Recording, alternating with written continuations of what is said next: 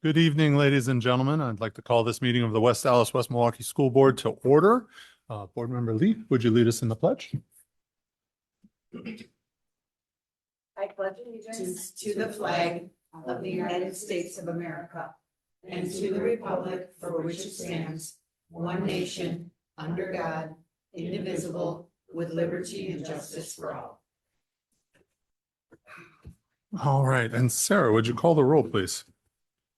Mr. Verbos, Here. Ms. Deal, Here. Mr. Lee, Here. Mr. Becker, Here. Mr. Tolani is excused, Ms. Carr, Here. Ms. Lee, Here. Mr. Keller is excused, President Burns. Present. All right. Proper notice of this meeting has been posted in accordance with the open meeting laws of the state of Wisconsin. Are there any modifications to the agenda at this time? There are no modifications. Okay.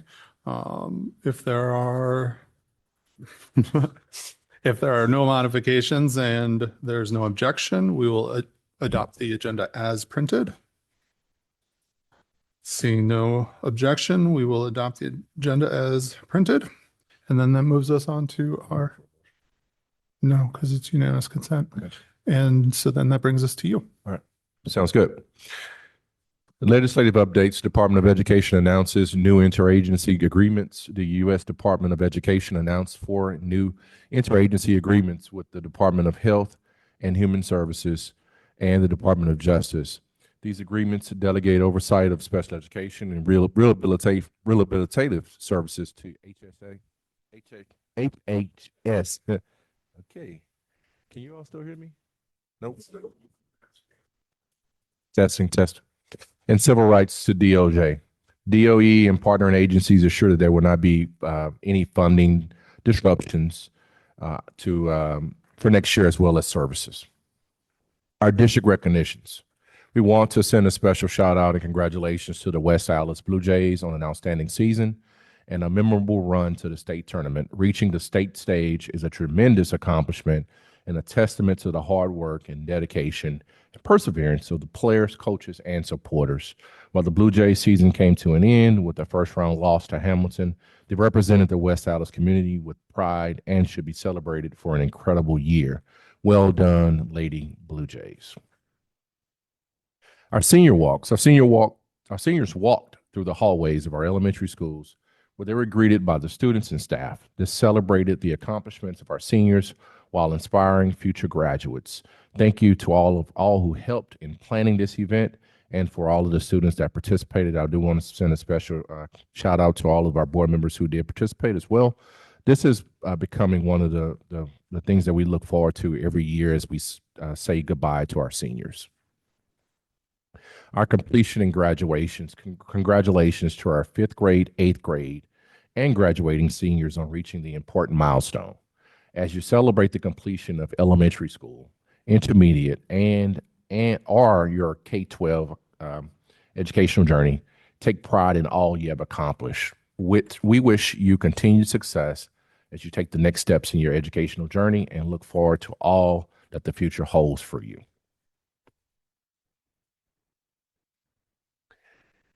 And lastly, I wanted to I'm gonna slow down on this one, and I just wanted to say thank you to Laura Sage. Laura, this will be Laura's last board meeting as the Director of Student Services. I want to thank her for her decades of dedicated service to the West Allis, West Milwaukee School District. Throughout her career, Laura has been a passionate advocate for students, families, and staff. Her leadership, expertise, and commitment to meeting the needs of all learners have helped shape and strengthen student support services across the district. Countless students and families have benefited from her compassion, professionalism, and tireless efforts to ensure every child has the opportunity to succeed. Laura's impact extends far beyond her title. She has been a trusted colleague, mentor, and leader whose work has left a lasting mark on our schools and community.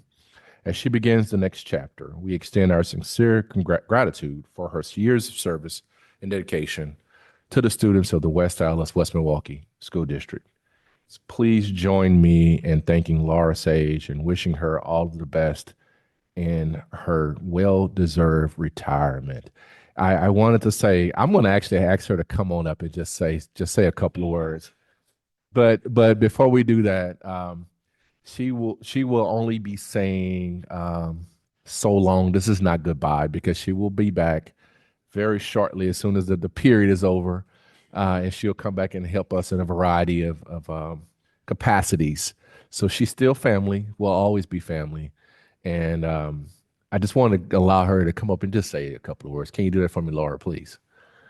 Thank you. I know it. I know it.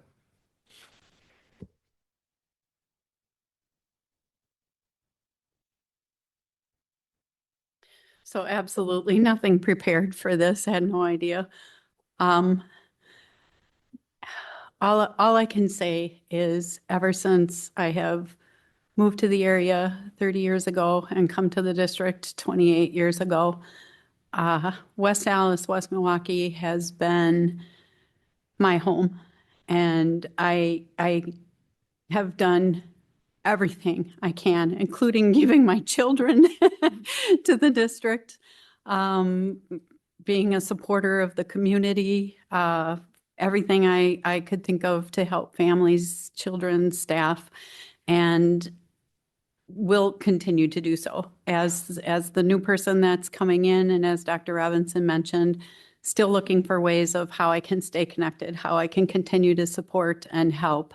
And just so many people, so many wonderful people that I've worked with over the years, for the number of students that we have impacted, that I can't tell you how grateful, and many of you that I've worked with for a very long time, how grateful I am that I've had this opportunity, and that my journey is going to veer a bit, but the community is going to still be there with me.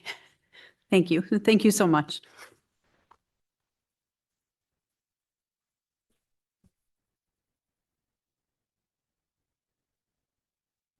And that concludes my report for this evening.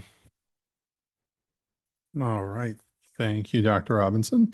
At this time, it will bring us to our public comments section of the night. So at this time, if anyone would like to address the board, you may sign up in the back of the room or in the Zoom link, which should be in the Zoom chat. Introduce yourself with your name and address. You have 3 minutes to provide comments. The board cannot discuss, debate, or act upon any item addressed during the public comments portion of the school board meeting. Follow-up may be provided by the superintendent at the next regularly scheduled board meeting. All right. Are you all set? Okay. And then I guess at this time we have 2 people signed up. So do I have a Ms. Dahlberg?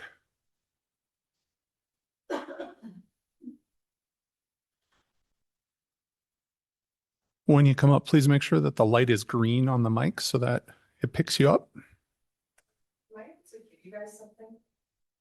If you would like to.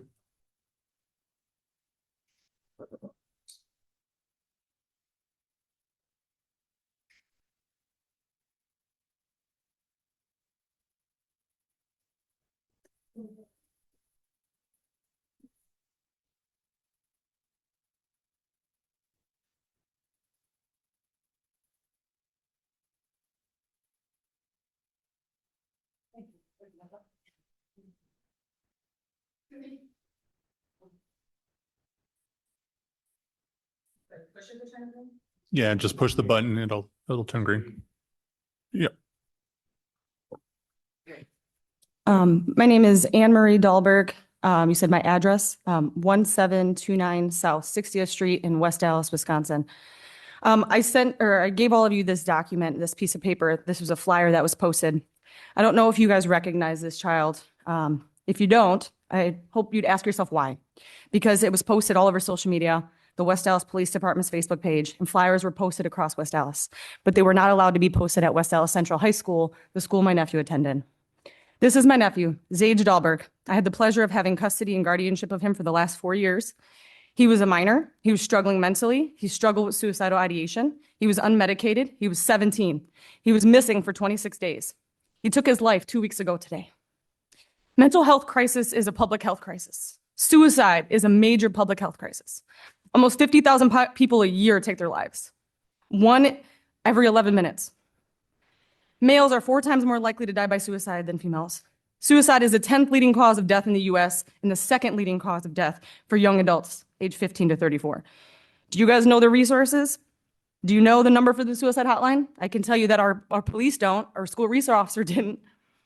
We were, well, I know that from my perspective, I'm frustrated with the response. I'm frustrated with a lot of pieces. And even knowing that there was a child missing who had suicidal ideation, the school and the resource officer and West Dallas Police did not seem to know the resources. Over 1.5 million children run away from home every year. 90% of them or end up found, but 3/4 of them are between the ages of 15 and 17. And missing children shouldn't fly under the radar. Approximately 1 in 7 runaways are likely to be targeted by sex trafficking. Now, the reason I'm bringing this up is because I don't want schools in the district to be reactive. We should be proactive. There needs to be more support. And I want to share my experience. I asked for help. I gave the school permission to post flyers. I sent emails. I left voicemails. I called. And the only 2 people at that school that showed that they cared about me and my nephew was 1 teacher and 1 administrator, Ms. Gould and Ms. Engelmeyer. I haven't heard from the principal or the school resource officer directly. I called multiple times. I asked for help. The school told me that we could not post flyers at school because there was too many missing students. An administrator told another parent that it was because they didn't want him to come back and see his face plastered everywhere. Another administrator told students that my nephew wasn't really missing. When I asked for direct information on who was being contacted, what students are being addressed, anything like that, I was given very minimal information and being told they couldn't ask all the students. They couldn't talk to all the students. But much of this information could have been disseminated to all the students, and they could have found him. In the days after my nephew's death, I was told by numerous parents and students that they knew where he was and they saw him. And a lot of them didn't know that he was missing. Had the students knew that he was missing and or had the information available, they could have potentially gotten him help. Can I just finish my 1 sentence here? I just want change to come from this. I want the school district to do a better job of educating students on mental illness, on mental health and suicidal ideations. I want us to be proactive. I don't want anybody to ever go through this ever again. I want this to be taken more serious, and I don't want anyone else to ever feel this kind of pain. Thank you. All right. Then we have, apologize if I missed the name, Ms. Elgetty.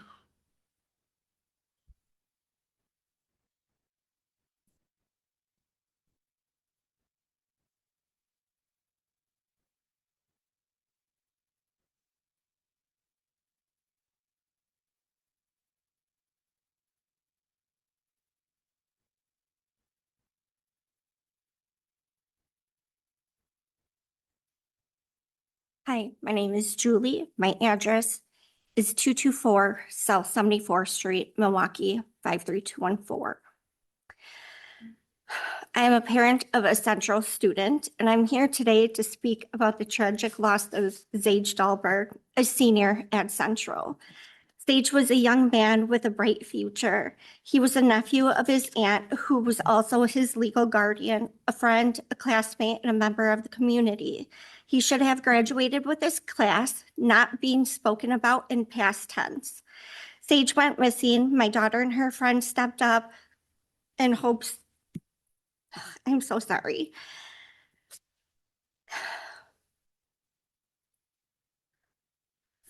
Can I start over? I am so sorry.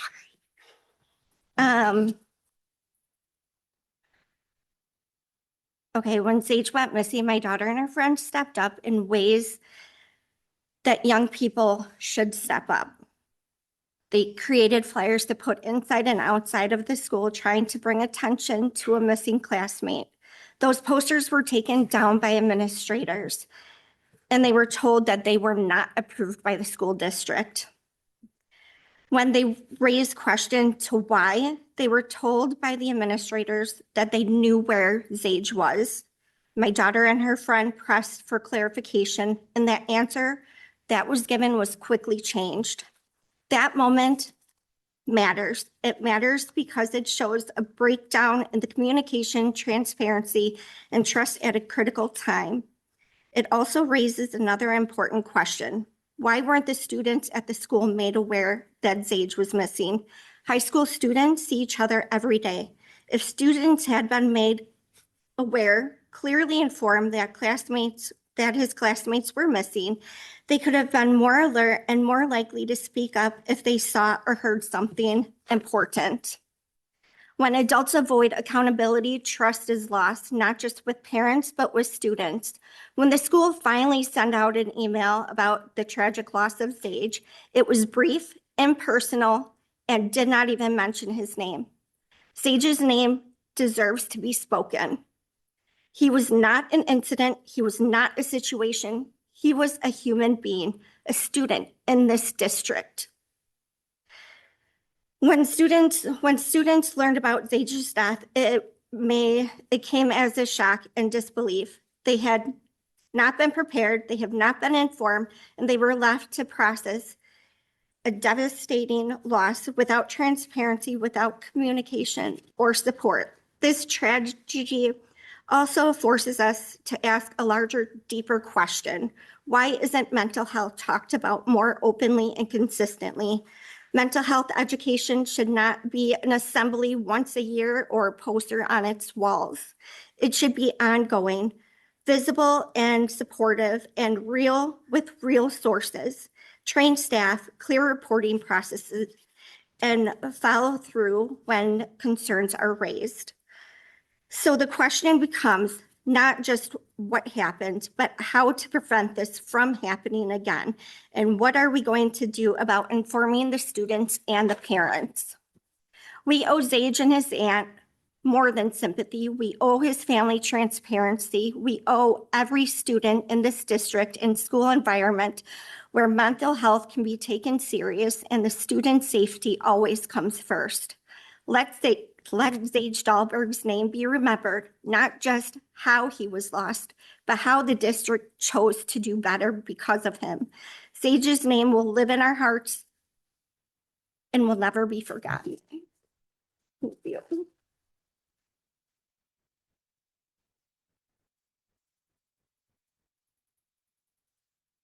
All right.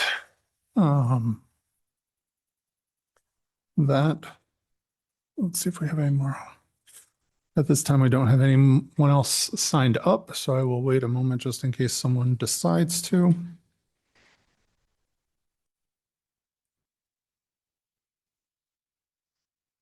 All right, seeing no one, I will close public comments at this time, and we will move on to item 8, our board reports, starting with 8.1, the review of our board calendar. Tonight is June 22nd. We have a regularly scheduled board meeting that will include a teaching and learning workshop with the EOY and the AGR data review. On July 13th, we will have a regularly scheduled board meeting with financial stability and efficiency and recreation and community services workshop. Talk about a couple of the things that'll be going on there. And then on July 27th, we will again have another regularly scheduled board meeting with items to be determined. So that will take us then to our board committee reports. And we just have one tonight, which was 8.2.1, the Financial Stability and Efficiency and the Recreation and Community Services Co-Committee. Board Member Deal, are you ready? All right. So this was I think maybe first time occasion for us where we actually had a joint committee meeting. So it was Financial Stability and Efficiency Committee and then the Recreation and Committee Services Committee. So that's why I chaired the meeting. All right. So let's see here. For public comments, actually, let me read I'm going to read new business first. So what we talked about is the recreation facility projects.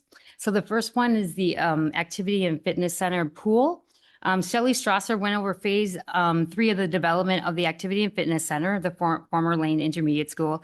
This phase includes a 4,000 square foot warm pool, 1,700 square foot lap, walking pools, shower room, family changing rooms, pool storage, a staff office, and a meeting room. There will also be a separate lobby entrance to access the pools. The estimated cost of this project is $10 to $12 million with a year-to-year operational expense of approximately $53,000 to $72,000. The anticipated revenue is $50,000 a year. Ms. Strasser noted there's a strong community interest and support in adding the pools. The pool additions will also allow the Recreation Department to offer more programming. Community access to and usage of the pools will also increase because they will not be located in the school. The second project she talked about was the FLW Athletic Complex. Ms. Strasser went over the proposal to update Frank Lloyd Wright's track. Phase 1 of the project would include an 8-lane track, synthetic turf, basketball courts, increased storage restrooms, and sidewalks. The middle of the field will be designed to function as a soccer or football field. There will also be an entrance exit off of 92nd Street. Phase 2 includes the possible addition of bleachers, stadium lighting, and a press box. Phase 3 includes the possible addition of a building for restrooms and concessions and a concrete plaza. The overall project will cost around $9 million, with phase 1 costing $6 million, phase 2 is costing $1.4 million, and phase 3 costing $1.5 million. Ms. Strasser noted that track is the largest sport at FLW, and that youth soccer and flag football participation continues to grow. This athletic complex would improve the school's traffic pattern with the addition of the 92nd Street entrance exit. It would also provide cost savings to Central athletes who currently have to travel to the West Allis Athletic Complex to practice. Now I will read the public comments. So we had one public comment. Community member Dave Jesse spoke in support of developing the Frank Lloyd Wright Youth Athletic Complex. Mr. Jesse is a lifelong resident of West Allis and noted that the FLW track is the same one he used when he was a student in the district, and it currently does not have any visible markings. He noted that many community members, not just students, use the track throughout the day. Currently, the West Allis Central track and field teams have to be bused to the West Allis Athletic Complex for practices because there are no outdoor spaces at WAC that can accommodate the team.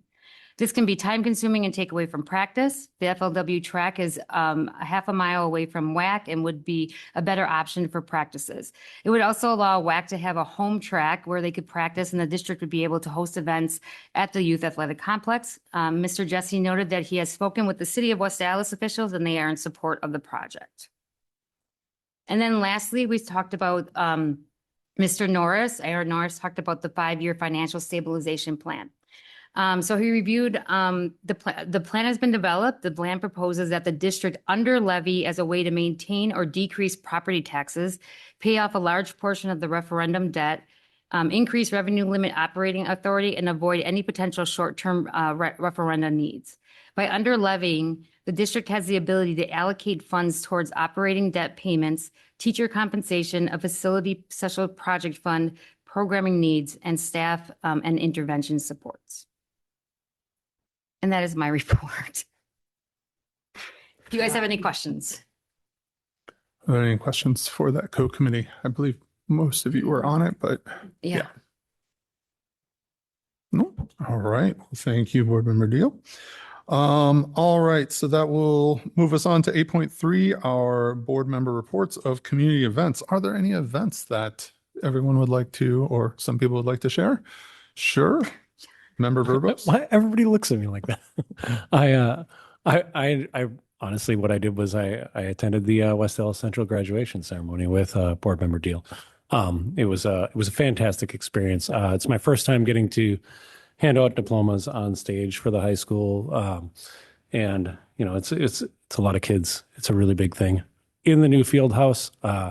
Not that uncomfortable with the nice air conditioning, but you know, in my life, I've never actually participated in a graduation ceremony personally, so it was a really big moment for me, and I was very humbling, you know, to be able to look out at all those kids, all those families, and the level of excitement. It was pretty fantastic.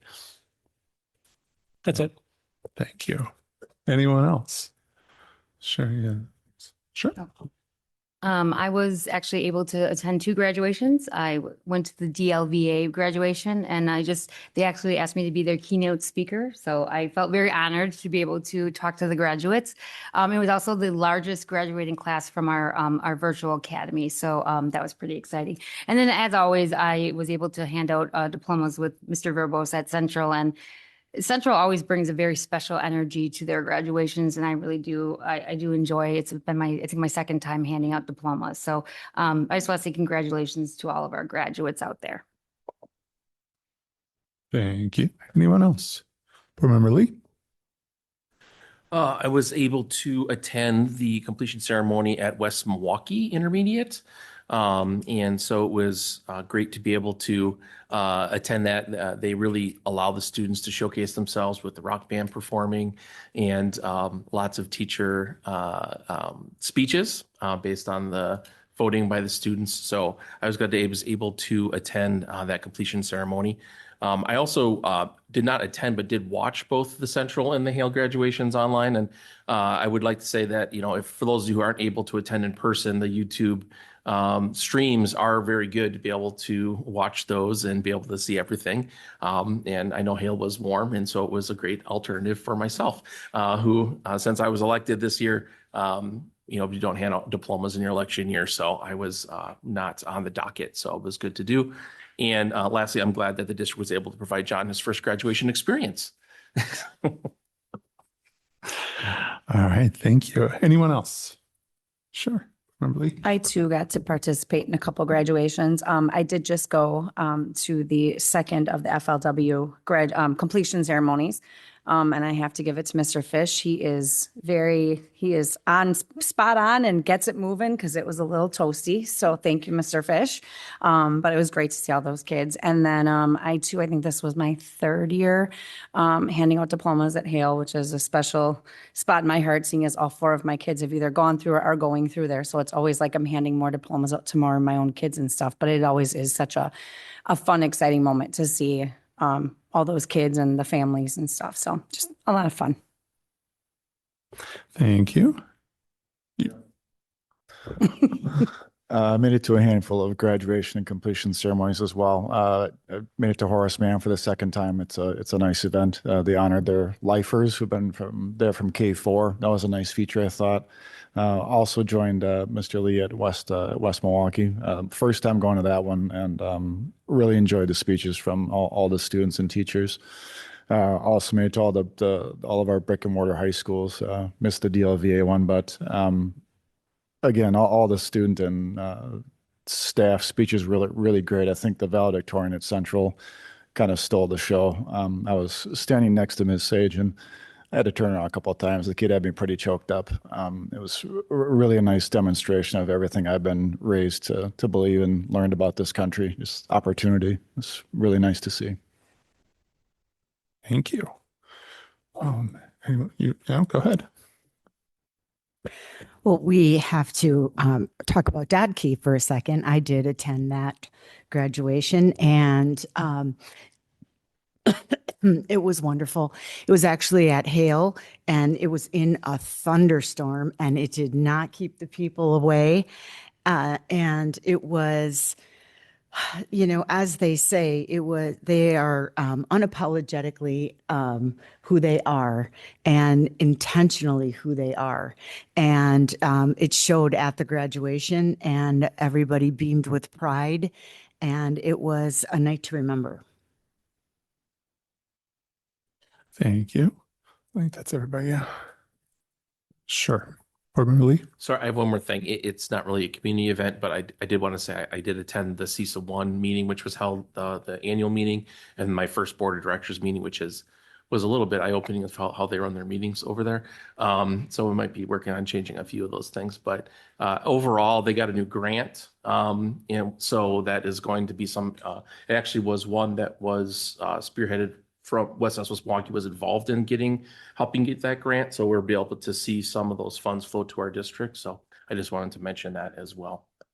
Great. Thank you.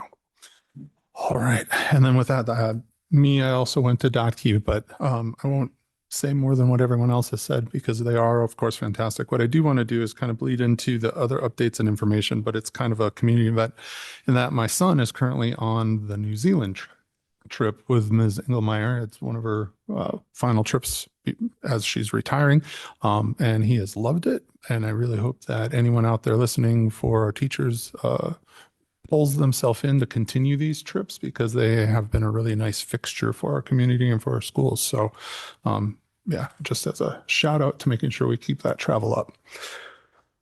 All right. So with that, that's 8.3 and 8.4. We will move on to item number 9, our consent agenda.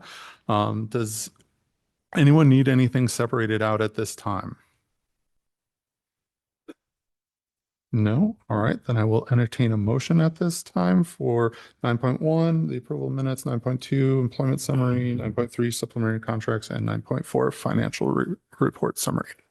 Move to approve the consent agenda 9.1, 9.2, 9.3, and 9.4.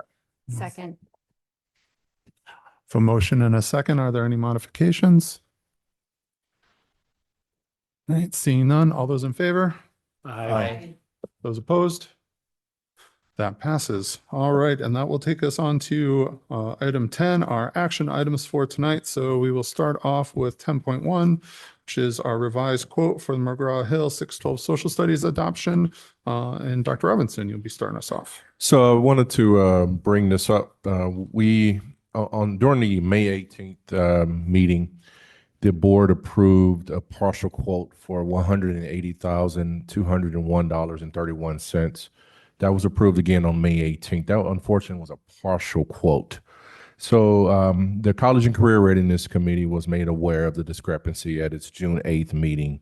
The committee chair, Ms. Deal, reported at the last board meeting that they were informed and there would be a future ask of the board to approve another amount, which will be $271,642.11, which is the difference between the partial and the actual quote.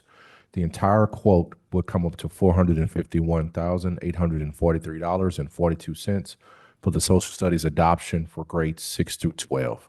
At this time, we're asking the board to again approve the revised quote for McGraw-Hill 6 through 12 social studies adoption for an additional amount of $271,642.11. All right. Any questions on that before we move forward? Board Member Lee? I know when it comes with these adoptions, we plan and they're scheduled. And so the amount that was budgeted for this adoption, does it fall within the total amount that we're being invoiced? Yeah, the amount that was originally scheduled that was presented was actually less than the budget. And the other thing to note is that the term of the adoption, it's only amortized per year. So the additional 200,000 over the term is only an extra $30,000 to the budget this coming year, if that makes sense. So that's how it's scheduled out. So from a budgetary perspective, not an issue. Okay, thank you. All right. Other questions? No?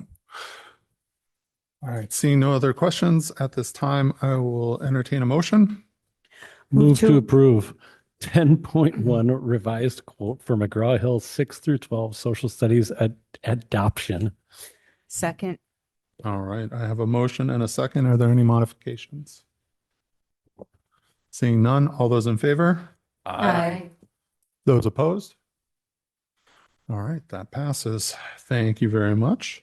That will take us on to 10.2 or 2026-27 extracurricular and co-curricular handbook. Will be Mr. Norris and Ms. Strasser. Great. Good evening, everyone. Thank you for giving us the time to discuss the 26-27 extracurricular and co-curricular handbook. So kind of backdating this about a year ago, we came to the board seeking approval for formal adoption of the handbook, and this is kind of an annual item now. So I think Shelley's going to go over kind of what changes we're proposing to the board for consideration tonight, and I'll let her go through that. All right, thank you. Good evening, everyone. The changes or the major changes we're proposing are primarily to the high school athletic coaches. We'll be adding an assistant coach to bowling to support the addition of a JV team, and that's a co-op team between the two or all three high schools. We're adding an assistant coach to cheer at both schools to support the addition of a JV team due to increased interest. We're adding a co-op girls flag football team, both a head coach and assistant coach, due to participation and interest, and also in anticipation of girls flag football becoming a WIAA sanctioned sport. And we did offer this last year. It just, it fell under the school club, and being more of a sport, we're categorizing it as a high school athletic opportunity. And then the last change is all high school coach stipends are being increased by $100. We felt this was the best option, similar to all other district positions getting the 2.7% increase. That would create some odd variables for our coaches. So to keep things equitable, all coaches are getting a $100 increase in their stipend. All right. Back to you. Any questions from the board? All right, seeing none at this time, I'll entertain a motion. Motion to approve extracurricular and co-curricular handbook. Second. I have a motion and a second. Are there any modifications? All right, seeing none, all those in favor? Aye. Those opposed? All right, that passes. Thank you very much. That'll take us to 10.3, our 2026-2027 budget and preliminary tax levy. Mr. Norris. Yeah, great. Well, thank you again. Want to first shout out Ms. Steele for the update on the co-committee. I think you did a great job summarizing about 2 hours of discussion. So thank you for that, Ms. Steele. But the prelim budget approval tonight, a short presentation to kind of just summarize where we're at. Not a ton has changed. I know we're going to have future conversation kind of coming off of Ms. Steele's report in about 2 weeks on the rec projects and the financial stabilization. So some things will look different potentially pending the board's support, but the underlying things around tax levy, revenue, mill rate, those things are going to remain the same regardless of that decision by the board at a future date. So I just want to say that before I jump in. So again, the agenda, this is similar to last week, toned down a bit because it kind of tees up a couple other items that you'll be looking at in a few minutes. We'll look at the biennial budget of what we know today, revenue, expenses, and then getting into mill rate, tax levy, and then we'll finish up with school fees, and that kind of tees us into the next item on the board's agenda tonight. So the budget's still in flux. We have a few things left to iron out in July and August, and we'll talk through what those look like at the end. But what we know about the state biennial budget, we're in year 2. We're going to increase our revenue by $325 per pupil. The special ed reimbursement rate is going to jump about 1%. We're planning about 38.39%. The recommendation from WASBO is that that's going to jump to 39.5, about a little over 1%. And that comes down from the 45% guarantee in the state biennial budget. So again, you can see the funding gap across the state of Wisconsin of what was promised versus kind of what's being delivered, right? The low revenue ceiling remaining at 11,000 and then no increase in state aid. So again, the sentiment across the state school districts is that property taxpayers are likely across the state, if you aggregate all of it, going to increase about 3 to 4% again. That won't be the case here, but across the state, that'll hold true. And then looking at tentatively $1 million transfer in our transfer of service exemption for students moving into the district. So what does the expense overview look like? The compensation model was approved by the board a few months ago. All other staff will receive the 2.7% increase. This is the final year of micro-credentials. So for our educators returning in the fall, the micro-credentials are lagged. So you complete this year, you get paid out for this year's work in August. This will be the final payment for the staff who've chosen to partake in that.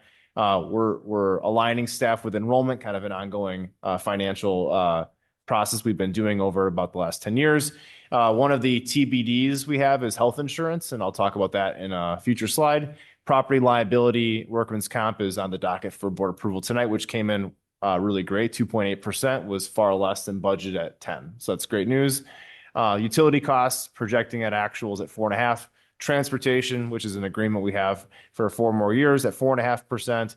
And then 2 final pieces, the transformation schools process at $500,000 pending actual hiring of those positions, and school budgets at 100% for all schools for 26-27. The projected the revenue expense you can see at the top, which leaves us at a $1.7 million deficit, of which is been planned for. So you can see the kind of the breakdown, what that looks like. The compensation model at 1.25 million, that's eating up about 25% of the 4-ish million the board has allocated for that committed fund balance. So that's been planned for. And then the other $500,000 coming out of fund balance to support the Planet Horseman. So if you remove those two, we're at a balanced budget. That's my point. So what are the priorities? We're going to be monitoring aid projections. We're projecting at a conservative estimate for state aid. July 1, the next state aid estimate comes out on budgets. So that actually came out at midnight last year. Kind of funny that they did it that way, but that's when it came out. So we'll be looking for that. Finalizing staffing plays a huge role in our budget. So it's finalizing staffing, their placement in the compensation model. Who they replaced is a big deal from a compensation perspective, from a financial perspective. And then in October, what they elect in benefits is another benchmark. So when we get to January and we report, hey, this is what we're looking at, it actually does take 6 months to get all those knowns figured out to be able to go, hey, this is kind of where it shook out from a staffing perspective. But that's a big deal. And then kind of the other aspects here kind of all tie into the budget here. So tax levy mill rate, I mentioned that our tax levy is projected to decrease. You can see that decrease is a little under $1 million from past year. That mill rate projection includes both the decrease in the tax levy and also the planned increase to our equalized property value, which we'll know tentatively end of July. Mid-July is when we get the estimate from Baird. It's finalized end of July by the state, so we'll know that. This is pretty conservative. My estimate, my guess is it'll be a little higher, which means the mill rate will be a little lower for our taxpayers. And that means that the taxpayers would pay about $767 per 100,000, which is less than previous years. So I want to jump to school fees as it's on the item next. So one of the things that we wanted to propose to the board is that for the next upcoming school year, for a multitude of reasons, but I want to focus on a few of them tonight, is that the board consider waiving school fees, athletic fees, and music-related fees for any student that qualifies as reduced or free for the 26-7 school year. And beyond the benefits the district gets for that, participation in filling out applications for free and reduced leads to funding. It has impacts on our report cards. We receive title funds, AGR funds. There's a list of things that the district benefits from that. But I did want to focus on purely just participation. And a lot of school districts across the state, I don't know a lot, but there's a better number that I know of that one of the requirements of graduation is involvement. And that can look many different ways, but I wanted to focus on, we know that students who are involved in after school extracurriculars, jobs, music, sports, clubs, certainly are more engaged in academics and are more engaged in the school community. So I wanted to show you the breakdown of students that participate in music by their FRL status. And I wanted to show you how that compares to our district, okay? Because what we're talking about by removing fees is breaking down barriers. Now, I can't say these are causal, but I could imagine they might be correlated, okay? So our district in 24-25, roughly 30% of our families did not qualify as economically disadvantaged. Almost twice as many families that participate in athletics are not of economic disadvantage status, meaning that does not reflect our district student population, right? Actually, it's the opposite, that the more likely you are to be a student who comes from an advantaged background, you're more likely to play sports and be in music than if you aren't. And the reality is it's the opposite of our student population. Now, I can't say that you guys approving something like that will change that, but I think it might help some families. So that's an interesting statistic. I also wanted to put out there kind of what the cost would look like. So we ran the numbers on actual participation because, again, not every student is in music and sports. So to extrapolate that to every student would just overinstate the expense. So I didn't want to do that. So we ran the number of students. So you can see here for athletic participation fees, the proposed amount in school fees, which we'll talk about at a future item, is $64. We had 395 students who were assessed a fee in 25-26. You can see the cost for athletics and music is about $32,000. And then for school fees, if a student is already considered free, they don't pay school fees. But if you're reduced, the family is obligated to 50% of that. So the amount we're showing here is the proposed fee amounts by grade band, my apologies. And then the 50% of that multiplied by the number of reduced students in the district to get to about 24,000. That's kind of the total expense would you by moving to something like this? So the changes we're recommending is one, to increase all student fees by 2.7%, which we'll talk about in a minute. The impact is $1 or $2. But as we've talked in previous years, increasing that incrementally keeps us in line with other districts. But expanding fee waivers to include students, any student who qualifies through a direct certification process. So students who are on state assistance, that's considered free. Students who fill the paperwork out for the application are considered free and or reduced. And then subsequently waiving athletic and music participation fees for those students as well. So kind of stepping back from the financial picture, what are the next things on the docket? Number one, we're going to work through the next 3-ish months. We're hoping by August, September to come back to the board. Formally, we'll be briefing the committee, I think in July or early August on health insurance. So we're hoping to have a renewal no later than end of July with a self-funded analysis coming together to the full board. Dental renewal we'll have, I would think, in about a few weeks. So we're self-funded there. We'll be finalizing staffing over the next 2 months prior to school beginning in September. The state aid estimate I mentioned already. I talked about Ms. Steele's report of the financial stabilization and community rec projects in July. And then the other main items are the annual hearing in September, the approval of tax levy October, and the certification tax levy November with a typo there. So I guess pending that, questions from the board. All right. Anybody have questions for Mr. Norris? Ms. Deal. All right. So I really support the fact that we want to get rid of fees. Yep. But I guess I would like to ask, what is the administration or what have you thought about in terms of, so we open up these doors for these students. I'm going to give you an example from my life. My son, I rented $50. I rented a bass clarinet from the district. He accidentally dropped it. Mm-hmm.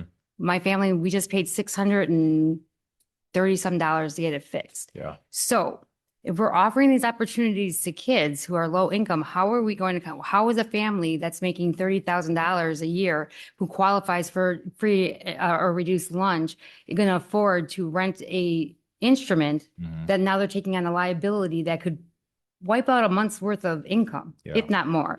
So I guess what I'm at, or the kid that joins dance team. We all know dance team has at least 4 or 5 outlets. How do you pay that off? How do you pay for athletic equipment? So I'm 100% behind getting rid of these fees. And I'll vote yes for it. But I think that we also need to think about what are the implications if my kid does join it, because families that get free and reduced lunch, I'm one of those families. Mm-hmm. I wouldn't, if my daughter joined dance or cheerleading, I would have to step back and figure out, what do I have to give up? Because I want to have that extra income to provide that. Yeah. So I guess I would request that when we make decisions like this or propose things like this, that you think about that in terms of the bigger picture, the wider picture. Because I want other kids to be able to participate in this, but it becomes money is an issue. How do we pay for that? Or even transportation. So I just would like to put that out there. It's not really a question. It's more, this is something that we should think about and consider, because how are we going to, again, I don't want a family to end up having to pay $600 and some because their kid accidentally dropped an instrument, or, someone can't, buy that outfit for the routine so that he can't participate in the dance, regionals or something. So that's just what I want to put out there. Thanks. All right, thank you. Other questions on this? No? All right. Well, then at this time, I would entertain a motion for 10.3. Move to approve 10.3, 26-27 budget implementing tax levy. Second. All right, I have a motion and a second. Are there any modifications? Seeing none, all those in favor? Aye. Those opposed? All right, that passes. Thank you, Mr. Norris, and that'll take us into 10.4. Do you have more to present for 10.4, Mr. Norris? I do not. All right, so that goes back to just the pieces that we had listed. And are there any questions on this action item? All right, seeing no questions, I would entertain a motion at this time. Motion to approve 10.4, 2026-27 school fees. Second. All right, I have a motion and a second. Are there any modifications? Seeing none, all those in favor? Aye. Those opposed? All right, that passes as well. All right, and then that moves us on to 10.5. Mr. Norris, is there more for this? Yeah, so this is the approval of the property liability insurance. So a couple quick things I just want to make a note prior to getting questions. So our increase was 2.8%. That's about 40-ish thousand dollars over the budget or over last year's expense. So 1.1 million was last year. This is or 1.12 million was last year. This year is 1.15 million. The focal point is actually liability, property, and fraud, things like that, cybercrime, that actually came down in price. The increase was workman's comp. And so I wanted to just make a note of that that's some of the work that we'll do is the mode rating actually came down, but we're still far too above where we need to be. And part of that is, we've increased some staff through transfer of service. There's factors into that. So I just want to make a note of that. But we're hoping in future years to bring that down closer to 1.1, 1.2. So just want to make a note of that, but that came in better than expected. So either way, good news. So. All right, questions on this? All right, at this time, I'd entertain a motion.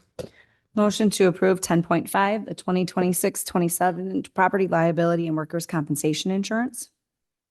Second. I have a motion and a second. Are there any modifications? All right, seeing none, all those in favor? Aye. Those opposed? That passes. Thank you, Mr. Norris. And then at this time, that would take us to 10.6, our safety updates for 2026, 2027 school year with Ms. Landish and Ms. Martin.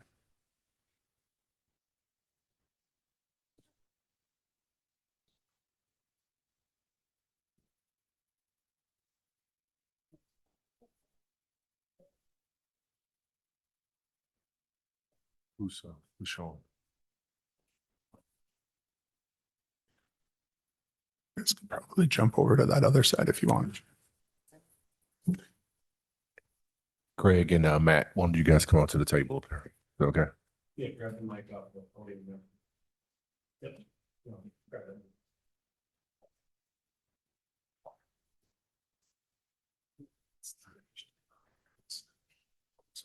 Mhm.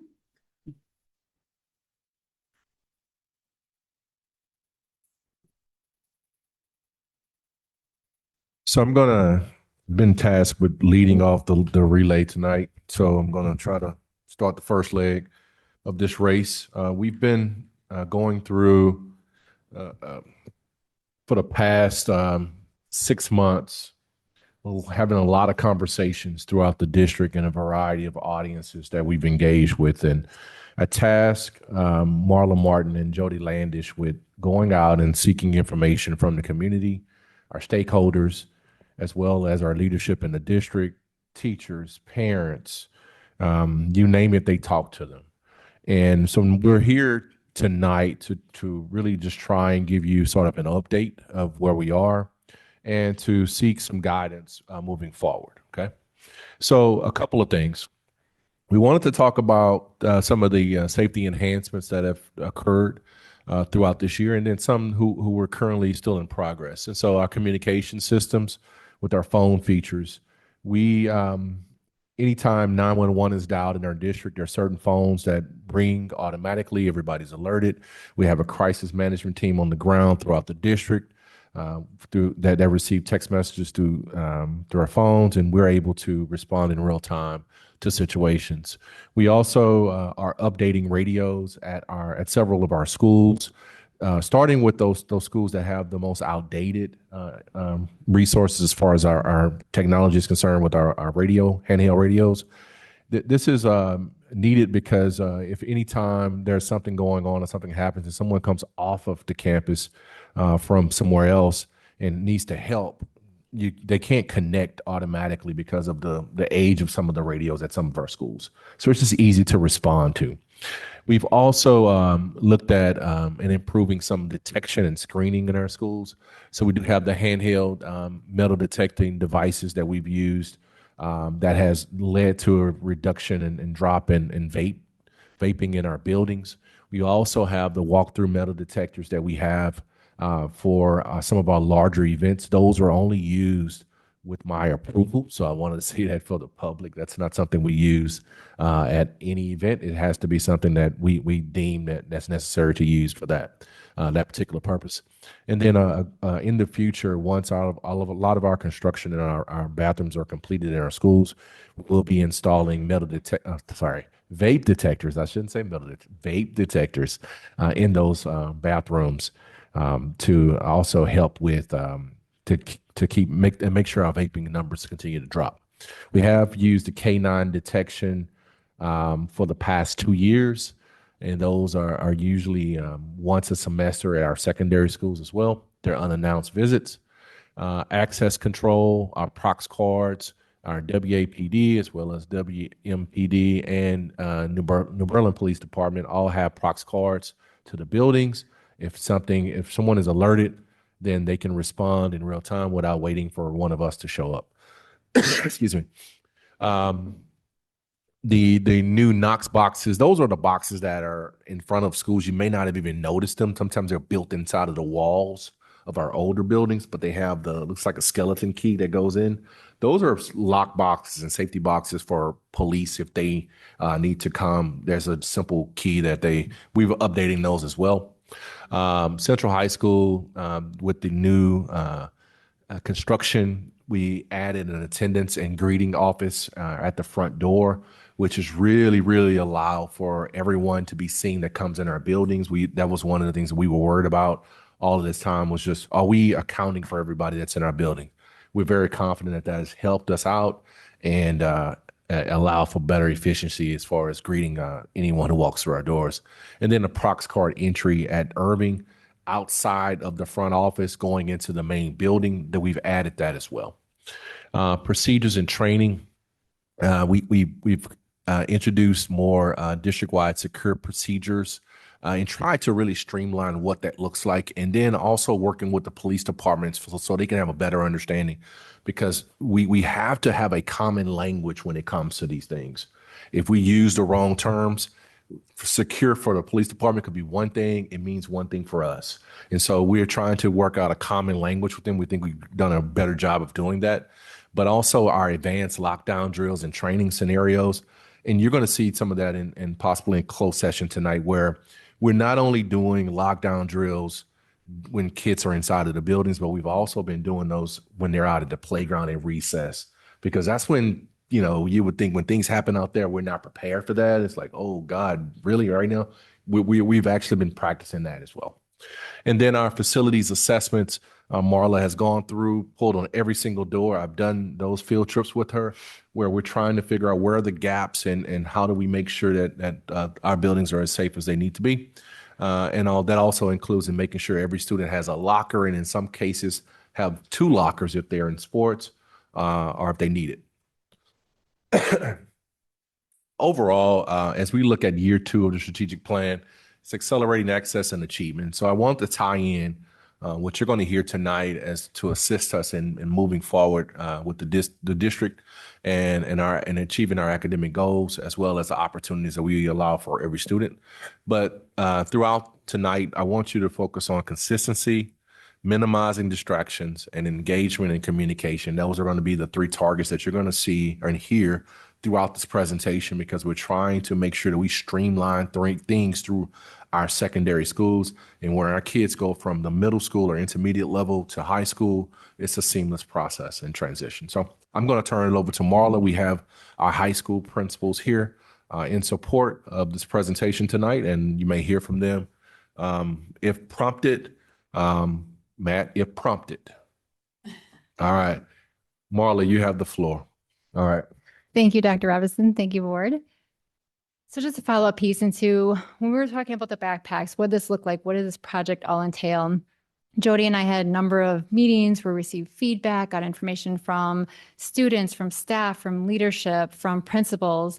And that was great to hear it personally, but we thought part of that would be to have principals and then some of their guests come here and speak with you tonight, kind of further that information. This is just some feedback for you and kind of what that looked like on our end, all the way from, talking to the board to students and getting information about the backpack. So whatever the infrastructure is, whatever the decisions that we're going to end up making, the first priority is going to be student success, right? And I believe part of that is giving them a designated area that they can keep and keep their supplies in their property. So going into the assigned lockers, and especially looking into next year, the dual enrolled students absolutely having issued lockers at both locations, if not more. Locker position near WIN, which would be then their 3rd-hour class in the high schools, so that they can go to that period, they can stop at their locker, then get what they need, and then head over to the WIN. Gym lockers assigned to all Phi Ed students as well as athletes assigned lockers for equipment. And talking specifically in Hale and Central, Brian and Matt and I ended up walking and looking at what would be the best location for athletes to secure their larger gear. And so there being more lockers on the grant side at Central, they being supplied with that locker on the outside, but then also the team locker rooms on the inside, and then a specific secured bag room. And then at Hale, you have the team locker rooms as well as it was the store, but it's going to be a location that's closest to the office area, so that can be secured throughout the day for students that have those larger equipment bags. And then our music courses, the instruments are stored in the band rooms as well as band lockers. We have that available even now. I'm going to touch base about the schedule that we have for our students and the fact that I was able to walk through six schedules of our grade levels, senior, junior, sophomore, and freshman. And I have Mr. Summerfield help me with this one as well, just because when we sat down with principals, and what does this look like from their perspective? This is their building. They see it day in and day out. They don't know the patterns of students, and what does that look like between a 4-minute or maybe an extended passing period? We're taking it at the longest amount of time to the shortest amount of time that it took from class to locker, locker to class. You can see that it was like 2 minutes and 32 seconds. We're talking at Central specifically, and the longest period of time was 3 minutes and 59 seconds with that locker break in the middle and having a 1-minute locker time to get the belongings that you may need. So I want to kind of push this over to Brian to kind of share what his thoughts were about maybe extending that passing period or keeping it at the 4-minute piece that we have right now. As we considered the different options with the passing period, one of the things we landed on was that we really believe our students have been able to do this in the past and they can do it again this year.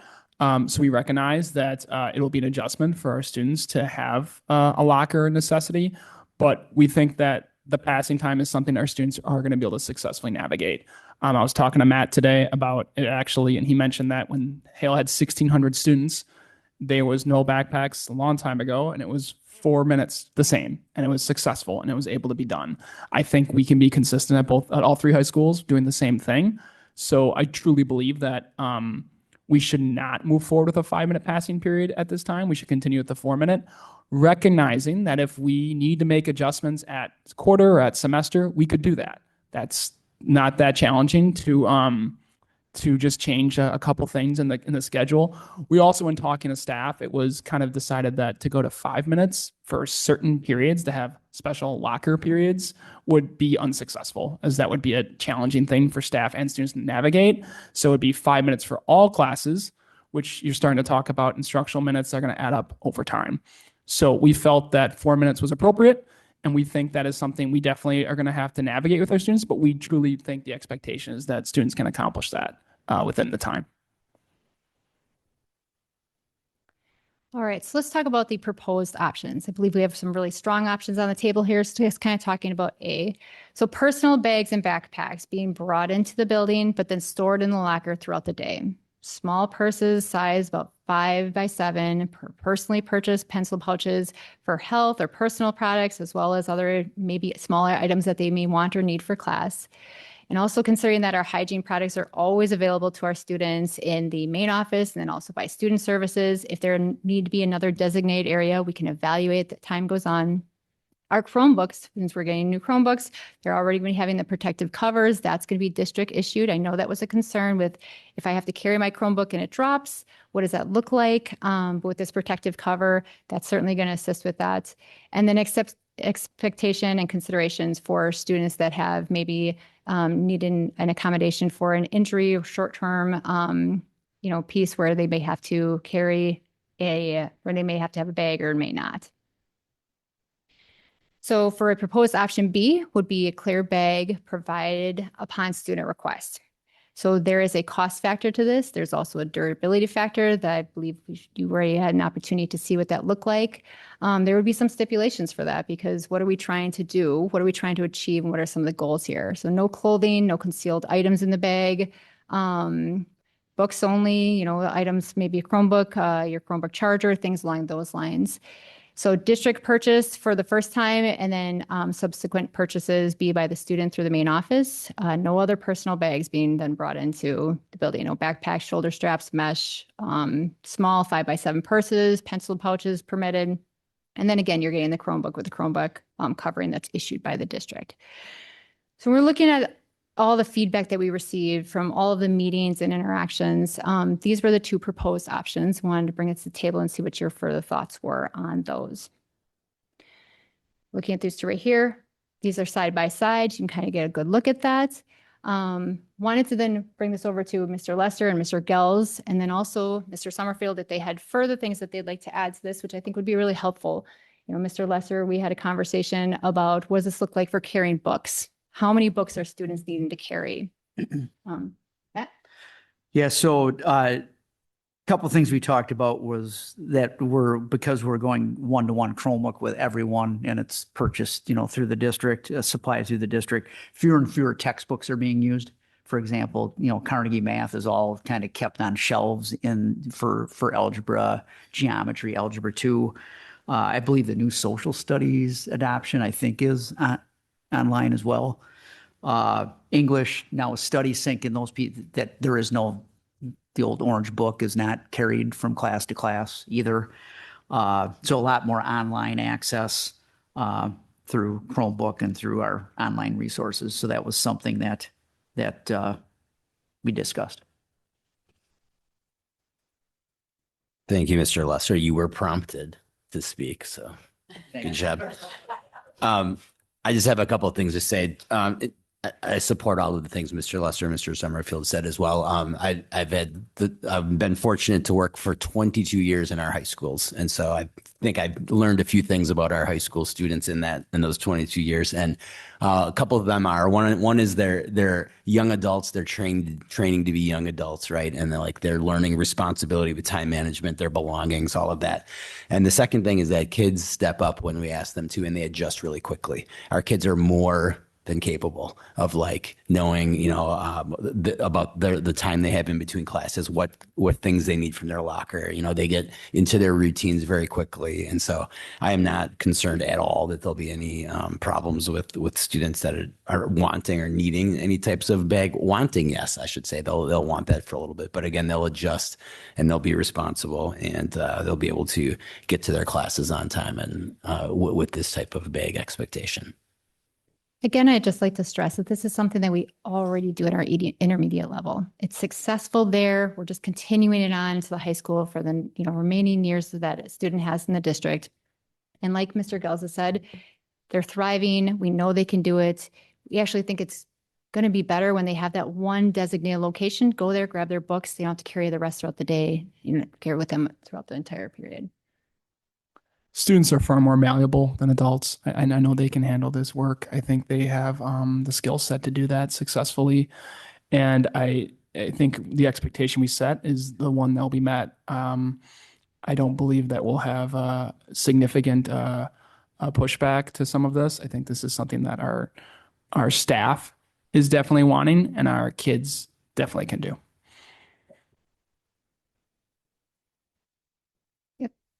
Just again, if we are looking at B, okay, just to bring this up, option B, there is the order period. And so it may not come until second semester. That is something absolutely to consider with option B as well. But to hear further, Mr. Summerfield and Mr. Gels had two individuals that they brought with them tonight. And we'd like them to step up here and introduce themselves and speak on this and who they are.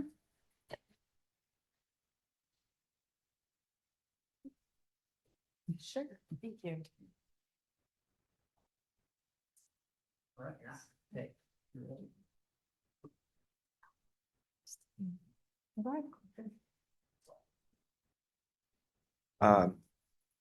Thank you, board members. My name is David Mattis. I'm a staff member at West Dallas Central. also a graduate from West Dallas Central and a parent of multiple students in the district. I'm speaking in support of the policy that's been presented here today. For my personal experiences with my own children is all the three that went through Central all ditched their backpacks their freshman year. Whether it's they came up through Frank Lloyd Wright and were used to it, the policy, or whatever reasons they didn't feel the need for it, it was more cumbersome for them to carry around the backpack. So this is very feasible for students to do, especially if they've already come through West Milwaukee or Frank Lloyd Wright.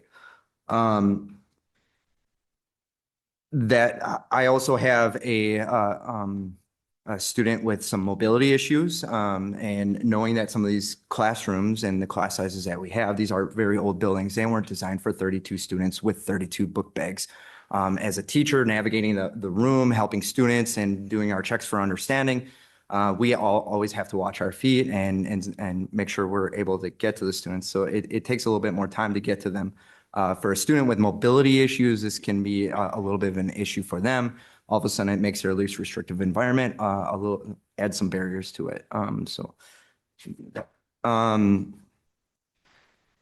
think what students actually need is a physical, accessible learning environment. What we're seeing a lot with the backpacks in the classroom right now is that it's used for not learning activities, I'll put it that way. It can be used as a physical barrier to hide what they're actually doing on their desk, either on their phone or accessing cheating, I'll put it that way. So it has to be watched closely. And then when we do address those types of behaviors, it just takes time away from that instructional time. It adds up over the full year. It doesn't stop in the first week or the first month when you tell the first student. It continues throughout the years and with different students, and it's just a pattern that we have to address. And beyond the backpack, I brought up the shields. I firmly believe that lockers were built for a purpose, and that's a place to keep your personal items, and students should be able to have a place to put that. I don't. And I heard executive functioning from you before in organizing these. We have to teach the kids how to manage their time well. So it might be a little bit of a transition in the beginning, but we see the students step up every time we come up with a new policy. They adjust and they do it. We saw it with the bathrooms at the end of the year. There was a little pushback in the beginning, but all the students eventually found ways and times to use the restrooms at appropriate time. I don't see this as being any different. Thank you. Mm-hmm. Hi, my name is Juana Hernandez, and I agree myself. Sorry, I didn't have anything ready because I was told I wouldn't need to, but that's besides the point. As a mom of a student in high school and a special needs kiddo too, I agree. I personally feel like book bags are not needed. Coming from Texas, our kiddos have clear book bags. So the fact that they're able to have their book bags on them at all times, it's just a distraction. It's not needed. They have Chromebooks, they're working online. There's no need for a book bag in classroom. All the distractions and just the things that they can hide in the book bags are just a concern for me as a mom. So I 100% am on board with it. And I feel like we're buying our children book bags either way. So the fact that we would have to buy a clear one or stuff in the locker is also something that the parents can take care of too. It's no difference. It's actually cheaper for the parents with book bags, but with lockers, you don't need them. But that's just me. Thank you. So next steps. The decisions that we're going to talk about tonight, communication within our community, prepping and preparing for the upcoming school year, working with district leadership teams to ensure that all the systems are in place. So that means logistically, coordinating the schedules with WIN. That's one piece. Making sure we have all of our team locker rooms set up, our side storerooms that we would have set up for those larger bags if students want to store them in there.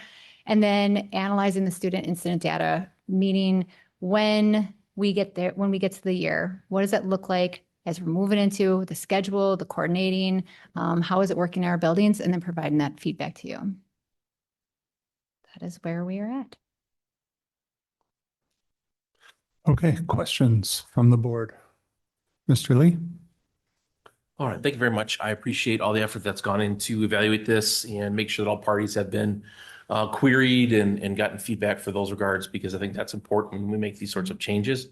I'm personally in favor of option A when it comes to the process we look forward for having a bag or not having a bag. I think that it makes the most sense. I don't disagree with the analysis that kids can do it. My only concern is that having a transition period where is there any thought process to being a little more lenient on the tardy? Because, there was one route there at Hale where it was longer than 4 minutes, even with the 1 minute stop. I don't know if the presumption is maybe you won't take a full minute at your locker in that situation, but just so it gives, because it takes a little bit to learn your schedule when you come in that first year, that first time anyways, you got to kind of figure out where I got to go from here to there. And now you're adding in that locker stop. So I think it might take a little bit for some students, especially depending where their classes are located, to be able to kind of get that down so they can get within there. So is there any thought process to having a grace period in the first part of the school year or something like that to help mitigate those issues? Yes. Absolutely. I would say the first couple of weeks we will just try to get adjusted anyway. That's usually the way that they move anyway. So there's always a sort of a lax period at the beginning. But again, there's that flexibility that we're trying to build into the schedule to say after about a month or so, we'll look at it and see, do we need to make changes because the data says we need to make changes. Mhm. So we have that flexibility that we're prepared. If we need to go to 5 minutes, then we'll do that. But to answer your question at first, yes, we will be having a little bit of a waiver period for that. Okay. 5 minutes or 4.5 minutes. Like it doesn't have to be a full minute difference, but if we're seeing that people are coming in with 15 seconds late or something like that, 30 seconds might make the difference. And then the other piece of data I think I want to make sure that we're paying attention to is breakage and damage data to our Chromebooks. So now we're getting these cases. We all know cases aren't indestructible. They're supposed to try and mitigate issues if something happens accidentally, but there's no guarantee. So I would like to, this is something that I know over time we've tried to look at these sorts of things. I'm actually surprised to know that we weren't already providing Chrome. I distinctly remember purchasing cases for Chromebooks in the past, but maybe that wasn't for high school. I don't know. So this is a little bit surprising to me on that regard, but I do want to make sure that we're not seeing a big spike in the damage that we're seeing to Chromebooks because people are dropping them and the cases aren't doing what they need to do. Because obviously if there's a bunch of Chromebooks broken, well, then the kid can't use it when they're in the class. So then how do we mitigate that? Then we have, I know we have those carts and things like that, but it could be a snowball effect as far as to what we're having to work with. So as long as we keep track of those things too, is like those two pieces, the tardies and things like that, as far as student goes, and then what we're looking at damage. So to answer your question, I'll go a little bit more in depth. We actually have an overage of sense with Chromebooks. So we're prepared where a kid would never be without. We would have an overage of Google Chromebooks. So we are prepared for worst case scenario to make sure that kids can stay active and live on the internet. So yes. Okay, as long as we're managing it as well, so we don't see a big spike in costs that we have to see as a district because of this new policy. So, okay, thank you.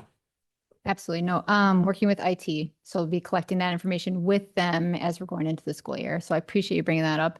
And then as far as, I guess I can just add on a little bit, as far as walking that schedule, if I know that my passing period is going to be a little bit more difficult because I'm at this end of the building, I need to get to this end, then that's that planning and preparation. So maybe that passing period, I'm not going to stop my locker. I'm going to get the items I need, to skip that passing period and get directly to my location. But I do appreciate that's a good thought process.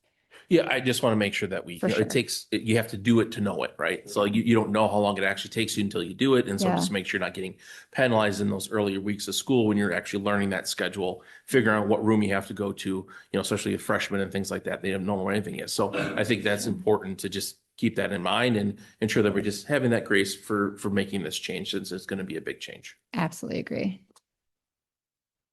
All right, thank you. Other questions? Sure. I don't know how many kids that this might affect or not. So I don't know if it's actually a question for you guys or if it's actually for, Dr. Robinson, but I do know of a few kids in our district that, and even when I was a kid, having nightmares about forgetting my locker combination and being able to do it in a timely fashion. And then you get nervous and then it just gets worse and it snowballs. So is there ever, because I know kids always have an option at the beginning of the year, forms and fees and whatnot to purchase a new lock, of actually doing the actual key locks? Because some kids are better with using a key and keeping it on a lanyard than actually a combination lock. And I say that only because I have a really good friend whose daughter, it is an anxiety and it just builds. And that was something that her mom had asked me. Would that be an option for some kids who would really stress over that actual physical combination lock and being able to do the key locks? I'm glad you brought that up. Mr. Summerfield? We have done that before. We have students that, especially our students that are not necessarily the students you're talking about, but in our ID program, they all use key locks, which is effective. So we have I wouldn't say a plethora, but for those who maybe have a 504 or have an IEP or they need some type of combination or someone who does struggle with that, we do have that option. We also, what we did this year was we shared our combination with the entire staff, knowing that, hey, this is only for the kid. So if it was something that's like, I can't remember my combination, you can go to the closest room, which in this case will be their WIN teacher, which is their third hour. And they can just say, hey, can you help me with my combination? Teacher can come right out there and help them. So we find that staff are pretty good at navigating that for the most part.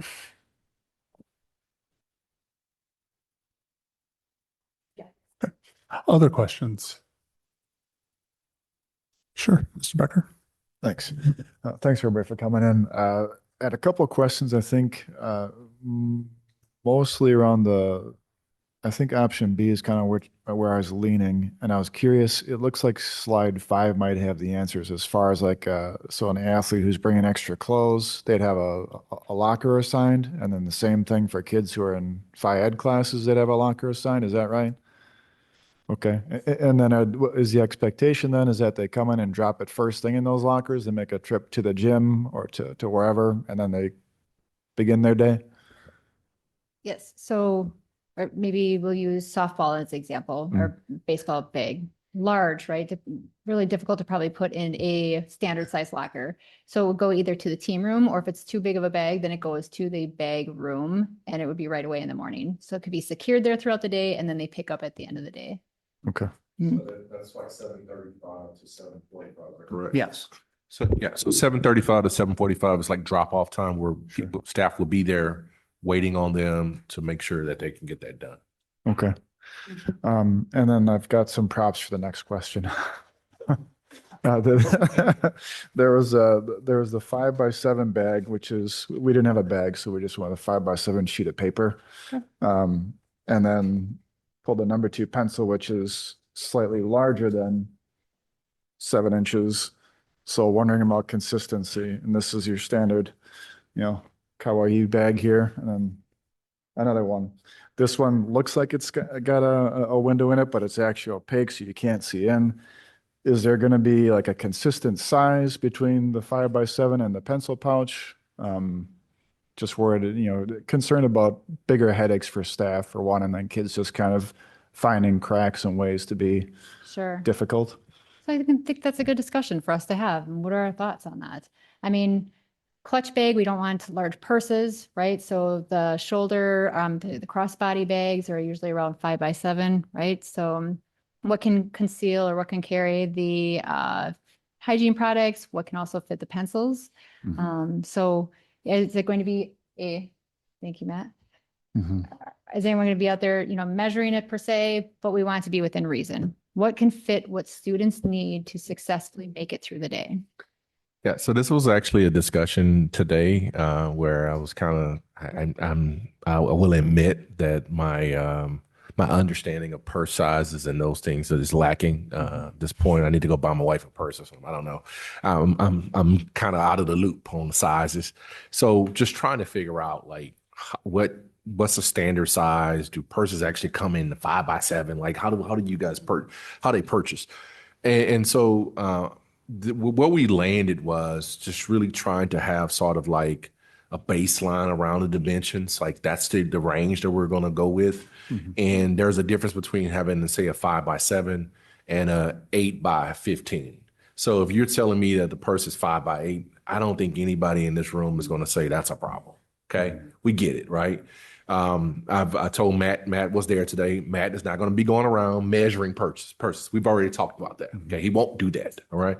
But what we will try to have a visual opportunity for our kids and our parents to see It's sort of like, what are the examples that we're having? And so as Matt went to the back, that's a fanny pack from Nathan Hill. So that would be one example. Yeah. And you know, there are certain fashionable type of items. These kids are going to be, they're going to figure it out. I can promise you, I'm gonna have to go shopping. Where they're gonna try to be designer with this thing, and that's okay. But to answer your question, I know you had homework. Looks like you were given homework today, so I appreciate you coming prepared. We're not gonna be, you know, dropping in this bag if it can't fit. No, we're trying to stay in the neighborhood of something that's best manageable. Okay. I would say that even at dances, we've done some stuff like 5x7s, you know, because we don't want the backpack coming in and we're going through like, here's your change of clothes for the night, and here's your other stuff underneath, and your Doritos and your deodorant and your, you know, your whole thing. But the kids, we don't measure it at the dances either. But it's like, is it something you hold? You know, it's not, you know, Right. it's not a trapper keeper. Yeah, So- and that's the thing, that it's just like the cell phone. I had these same concerns a few years ago when we adopted the phone policy, where I was concerned about it being a burden for the teachers too, and it didn't turn out to be that. I heard from a number of folks at the Central basketball game. It wasn't a problem. It was actually a welcome thing. So, yeah, might just be anxiety misplaced, but yeah, I do want to try to just make it easy as possible. Yeah, like we just, you know, we've had experiences where sometimes kids are being held to the letter of the law in a way that it feels punitive. And that's another concern too. I think sometimes you get people who are a little bit somewhat overzealous maybe in enforcing the rules. So I do want to hope to avoid that too.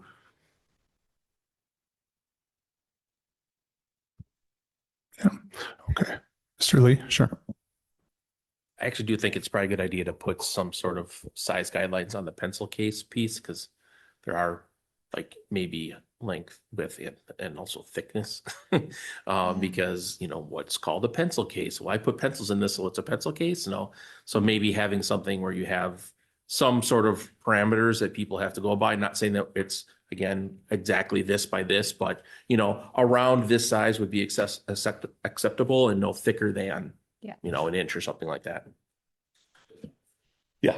So, but you're right there. You can, well, does it have to have a label that says pencil case on it for me to be able to use it? Or if I pick something else out that I put my stuff in, does that, you know, does that matter? I think at the end they know it doesn't. I think the size is what matters. And then again, the thickness, I think, is the other piece, because then that's when you can get in some other different things that people could bring in and say they're pencil cases. Right. All right. Other questions from the board?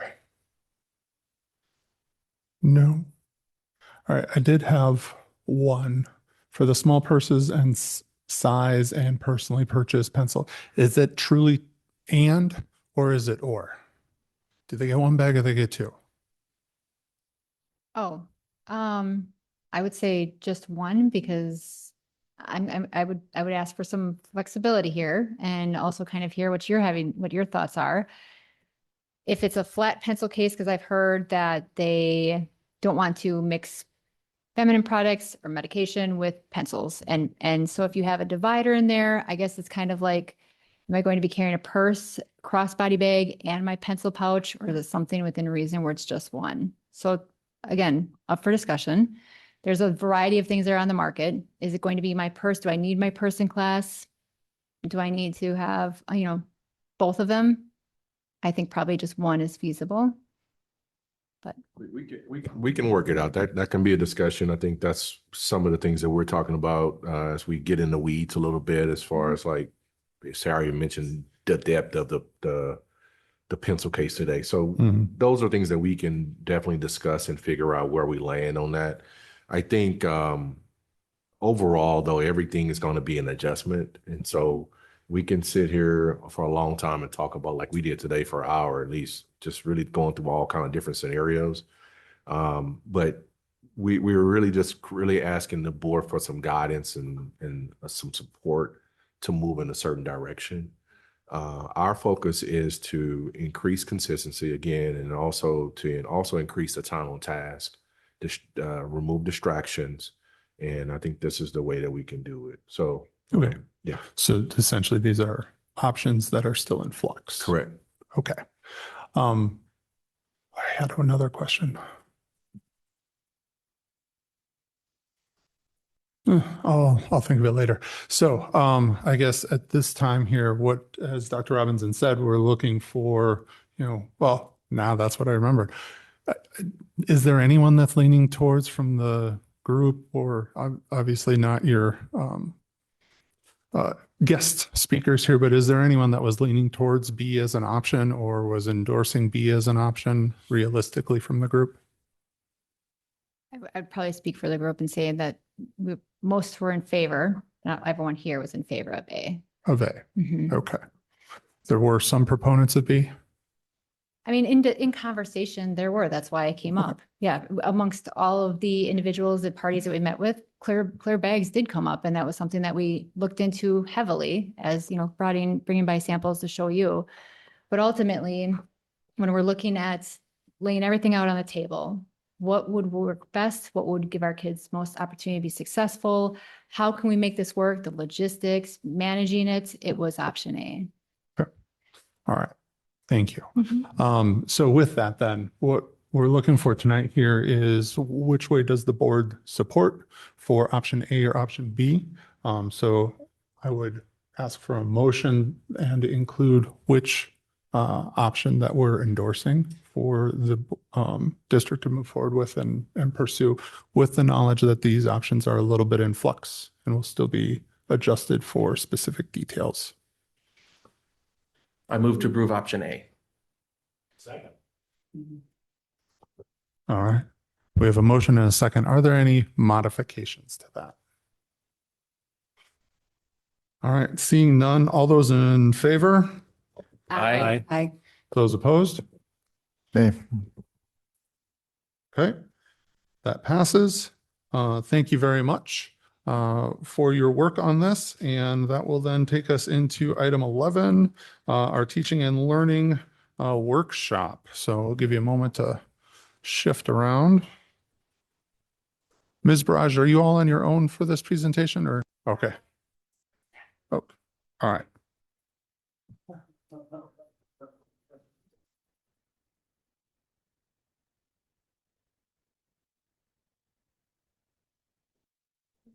Board members, be aware that we are not at recess, so the mics might be live.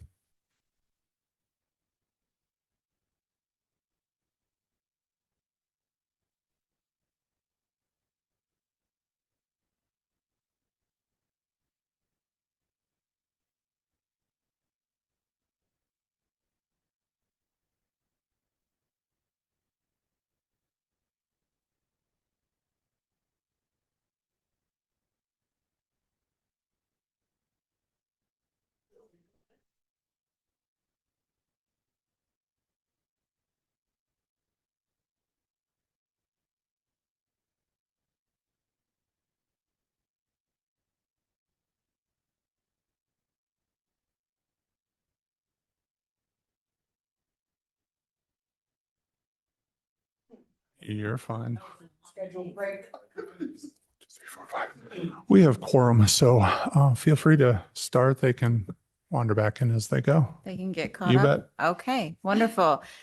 Good evening, everyone. Thank you for having myself and Miss Corey Sack here. We're excited to talk all things data with you and continuous improvement. So our purpose for this evening, we have three distinct purposes. First is to share our second update regarding the Achievement Gap Reduction Grant. So we bring this to the board twice annually. So this is our second update. Secondly, we'll be reviewing all state testing data and share our progress on those assessments with you. And third, we will be sharing some of our leadership analysis from the teaching and learning team, as well as our full leadership team of all those in schools and our strategic next steps to maintain and build on our success. And I just anecdotally will share, I'm very excited to be here and present this data because I think it shows a collective effort towards increasing student learning and access. And so you will see high levels of growth across our grade levels. You'll see a continued increase in proficiency in both literacy and math, and bright spots across all of our schools. And so that's just something to note and celebrate as we move through today. So here's how our time will be chunked throughout this presentation. And before we go into reviewing AGR data, I want to ground us back in our school board goals. So these are the 4 goals that we are all driving towards as a school district. Early literacy, mathematics, college and career readiness, and students' access to advanced post-secondary coursework, as well as our servicing of our students with disabilities. And with that, this month, we updated our theory of action to be the most aligned possible with those board goals. So you'll notice that just in the bottom, the goals have been enveloped into our theory of action. So the "so that" section of our theory of action really talks about more interim measures towards growth. And so you'll see that reflected there. And then thereby are the resulting measures. So that's where we look at our state assessment data to see, yes, we want high levels of growth, but we also want to see continued increases in proficiency for our students in literacy and math. So let's jump into AGR. The first few slides here are a review, but wanted to ensure that everyone on the board, as well as in the community, understands what our AGR grant is used for. So we have 3 strategies that we employ with this grant. The first is using it to reduce class sizes, which increases our number of teachers available to service students. The second is instructional coaching. So this grant allows us to ensure that every elementary school has at least 1 instructional coordinator. And those instructional coordinators support with professional development, support with planning, and coaching of our teaching staff. And then the third strategy we employ is one-on-one tutoring. So allowing our reading teachers to provide direct service and support to students who do need reading support. And this process, again, this is a review, is just a highly collaborative decision-making process. So first, we work with our budget office and our school leaders to look at how much funding is going to be allocated to each elementary school. We analyze data and determine where would be the best placement for additional staff, teaching staff. Our teachers are also involved in this process with their instructional coordinators and principals to do rostering and proposed course classes for the next school year. And then the goal is to always stay within kind of these guiding considerations, which is we want our classes to be heterogeneous grouping. That's beneficial for all of our students. We also want to make sure that students have access to the specialized programming needs and that we are maintaining safe and small as possible class sizes across our elementaries, because we know that when we can provide really targeted support to all of our students, that they're going to be most successful in meeting these, I would say, aggressive goals that we have for our students.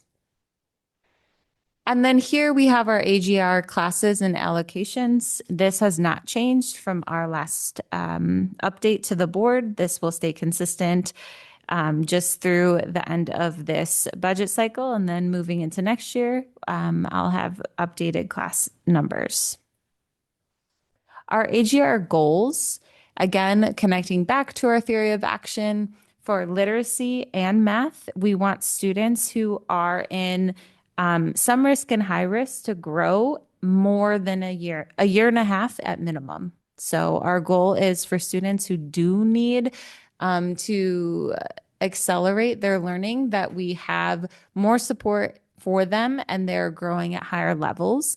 We also know that it will take, if a student does have some lagging skills in literacy or math, that could take a couple of years of aggressive growth to increase their proficiency. So that's just something that we talk through and we analyze and use that information when we meet with our leaders and teachers. Then you'll notice K1 is slightly different. And the only difference for K1 is per Act 20 for literacy, we use the Ames Web screener, but we're still able to measure growth in that same way. So that's just the differentiator between K1 and 2-3. And so now we're going to go through each grade level. And so I know this is a lot of data, but just so we can get familiar with what this will look like. First, the orange slides are literacy and math is blue. So that's just a helpful signal to you as well. First, we're going to look at kinder through third grade in literacy. And so if we think of review this kindergarten data, some of the highlights are that our typical growth goal attainment rose to 78% as a district. Our aggressive goals rose to 33% from 19% mid-year, with 32% of those students also making typical growth. So what you'll see and what's important to understand about these graphs, in the typical growth, these are students that either were on grade level or above grade level. So we want to keep them there. So we want to make sure that they grow at least a year, right? So for example, at Franklin, they had 35 students in kindergarten that needed to make typical growth. All but one met their growth goal. 97%, which is phenomenal. Then you look over in aggressive growth, you have the number of students who needed to make aggressive growth. So again, this is students that need to make at least a year and a half worth of growth within their 1 year with us. 4 of those 8 students, if we're speaking at Franklin, met that with 50% met their growth goal. And then an additional three students made typical growth. So we pull that data point out, that last column, because it is important. Just because a student didn't make aggressive growth, they still made a year's worth of growth with us. And so I think it's just important to look at like the full picture when we're talking about growth. So again, a highlight from kinder is that Franklin reached 97% with typical and 50% aggressive goal attainment. And then Pershing also really showed out at the kindergarten level, hitting 77%, up from 50% mid-year for typical growth, and then up to 57% for aggressive growth. First grade spring literacy, some highlights you'll see here are our district typical growth rose to 72%. Aggressive success rose to 36%, so an increase of 5.5% from mid-year.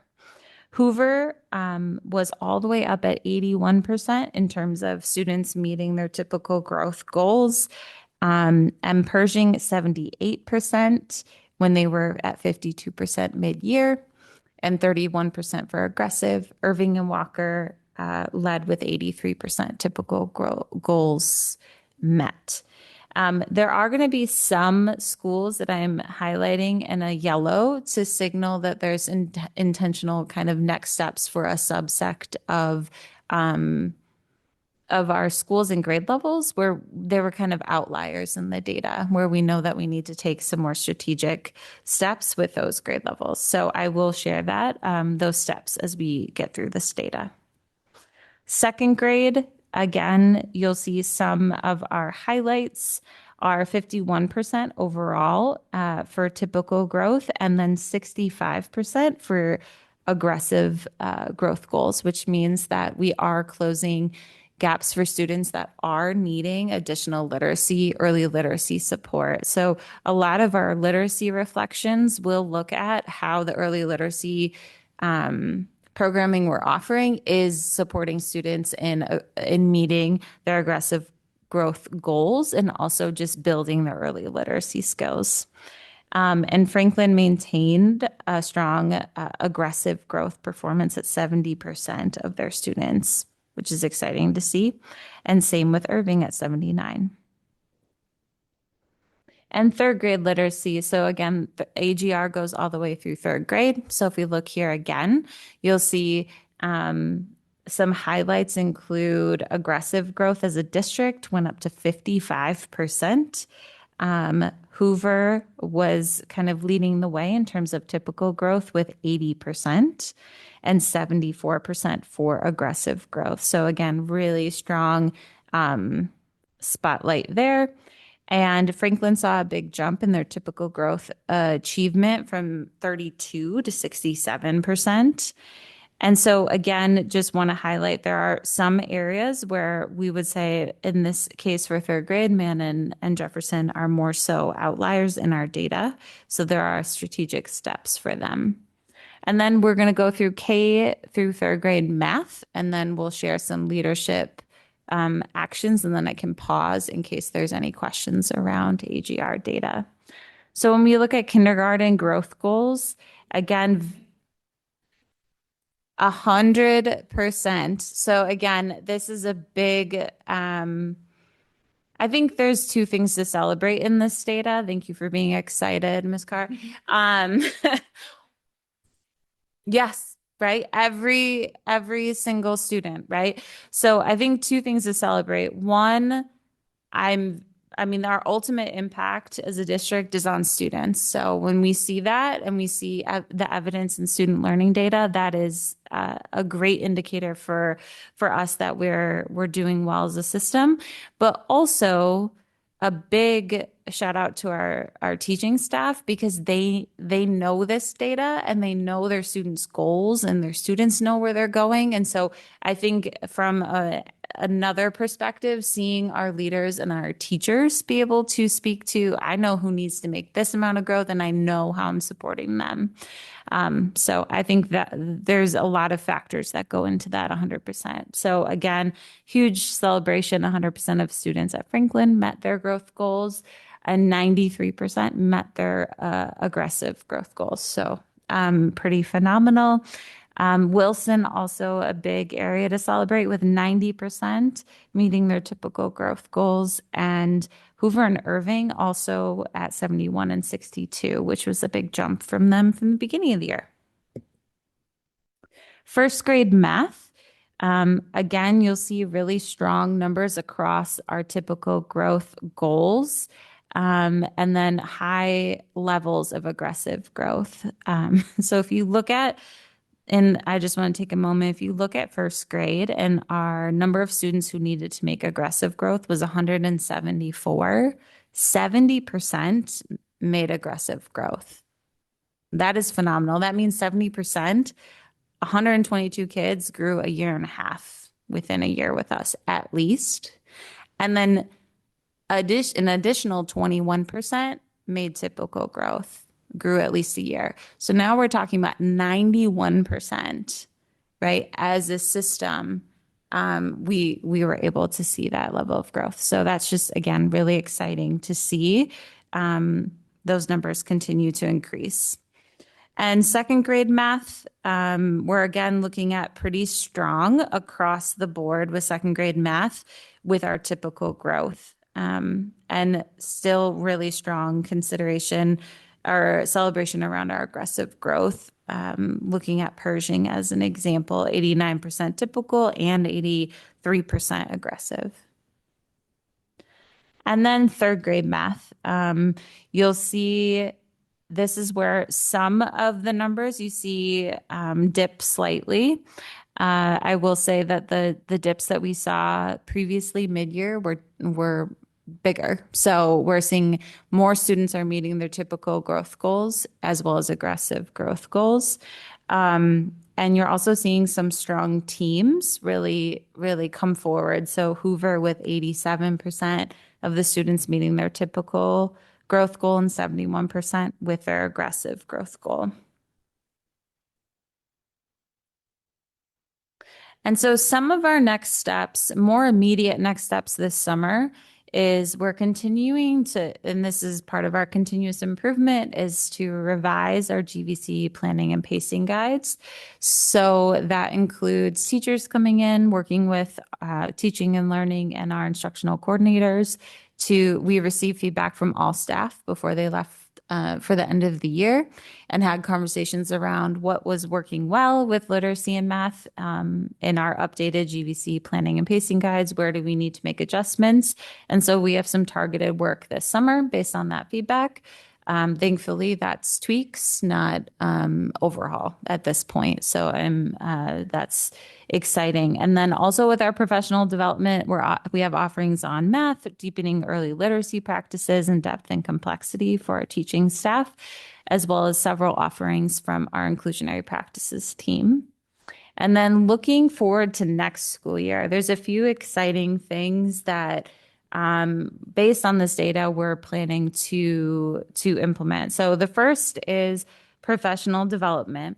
So we know that professional development has to be done in a series, it has to be ongoing, and has to be relevant and connected to our current work. So one of the ways we are switching up our approach to professional development this next year is through doing unit previews with teachers. And so what that really looks like is giving kind of just a mini overview of the core learning for that unit. So I'm an elementary teacher. I teach all the content areas. I teach SEL. I teach everything, right? And so I need it's just a little preview of like, hey, this is the priority. This is where we're driving to. Here's what the assessment looks like. So it just gives the big picture so that when they're in teams, whatever they're talking about, how they're planning, how they're collaborating, all of that great work that they're doing, they have a really clear picture of what they're driving towards. And I think that's really can get lost when you're planning for so many preps at the secondary level or so many content areas at the elementary level. So we're being really strategic with our schedule to just like clear space so teachers have time for that and time in grade level teams, because that's feedback that we have gotten from them this year. They love learning across schools, but they also really love time with their grade level peers. So that's a shift. And then we're also going to be working on K-12 best math practices. So through NCTM, they have the principles to action, which are the core mathematical practices. And so as a system, we're going to really focus in on one or two of those. And we have a committee of teachers and coaches working together on that. And then also continuing to work with our instructional coordinators, who are our school-based coaches, to build their capacity around those early literacy and early math skills. And then also really defining coaching cycles. So they also have asked for more learning around that. Second, to professional development, we also are expanding tutoring services. So currently we partner with Reading Corps to provide reading tutoring to some of our schools. We are expanding that, so all of our schools will have access to literacy and math tutoring, which is very exciting because that supports students at a more targeted level. And I always say the more adults like we have wrapping around our students that are pouring into them and supporting them, the better. So tutoring services in literacy math. And then finally, Lighthouse classrooms. So looking at our data, and I hope that you all saw this, there are some teams that are really knocking it out of the park with impacting student learning in their spaces. And so something that I think is exciting is we are going to work as a team to be able to bring more teachers into those spaces to just learn and talk and debrief with teacher teams that are really having high levels of success. And I say this from a point of like great pride. We have those teacher teams across every single school in our system. And it's going to be hard to determine like who even is it, but there are some, you named it, Franklin's at 100%. Right. We're seeing some teams, and I say teams, right, because it does come through a team. And so we've been working really hard over this past year to open up our classrooms to each other. And so having teachers have the ability to just go study and see what's happening there and learn from each other is a strategic next step we're going to engage in. So with that, I can pause and turn it over to President Burns. Sure. Thank you. Questions for what we're seeing so far or comments? Sure. Mr. Lee. I just noticed that it seems in third grade, we take dips in both math and literacy. Does that have to do with where those benchmarks are for third graders versus what you are needing to know before third grade? Or is it with the cohort of students when we've implemented certain curricula or strategies and versus so they were with a different one and now they're with the current one, and so they didn't have the benefit of being with it for all 3 or 4 years, depending on how long they have been with us, or I guess 4 or 5 years, depending how long they've been with us. Yeah, so I'm kind of going ahead because I'm just looking at some of our cohort data because I do think that while it can be difficult to pinpoint one reason for that, I think that when we look at the ELA and math standards, ELA is a little different in that they're progressive over time. And so by third grade, it does rely on students have a level of fluency in reading. And for a struggling reader or someone who is still building their confidence and capacity in reading, it is a pivotal year in that sense. So we're moving from decoding and phonics into fluency, and it is a big jump in terms of standard and expectation from second into third grade. So I think that's accurate, your first point. But we are seeing cohorts are showing growth across in terms of our forward data. So when we look at that data, that is happening. So I wouldn't say that it's connected to a curriculum per se. I think it's more related to the expectation of standard at the third grade level. So in going off that for math, are they then also utilizing the expectation that there's a certain reading level and comprehension level in the math problems that they're doing? And so if they're not making it or they're not where they need to be for literacy, then that's also being seen in math as well. Absolutely. Yeah. So, and we have certain strategies that have become common practice across our elementary classrooms to support that. So doing 3 reads of a word problem.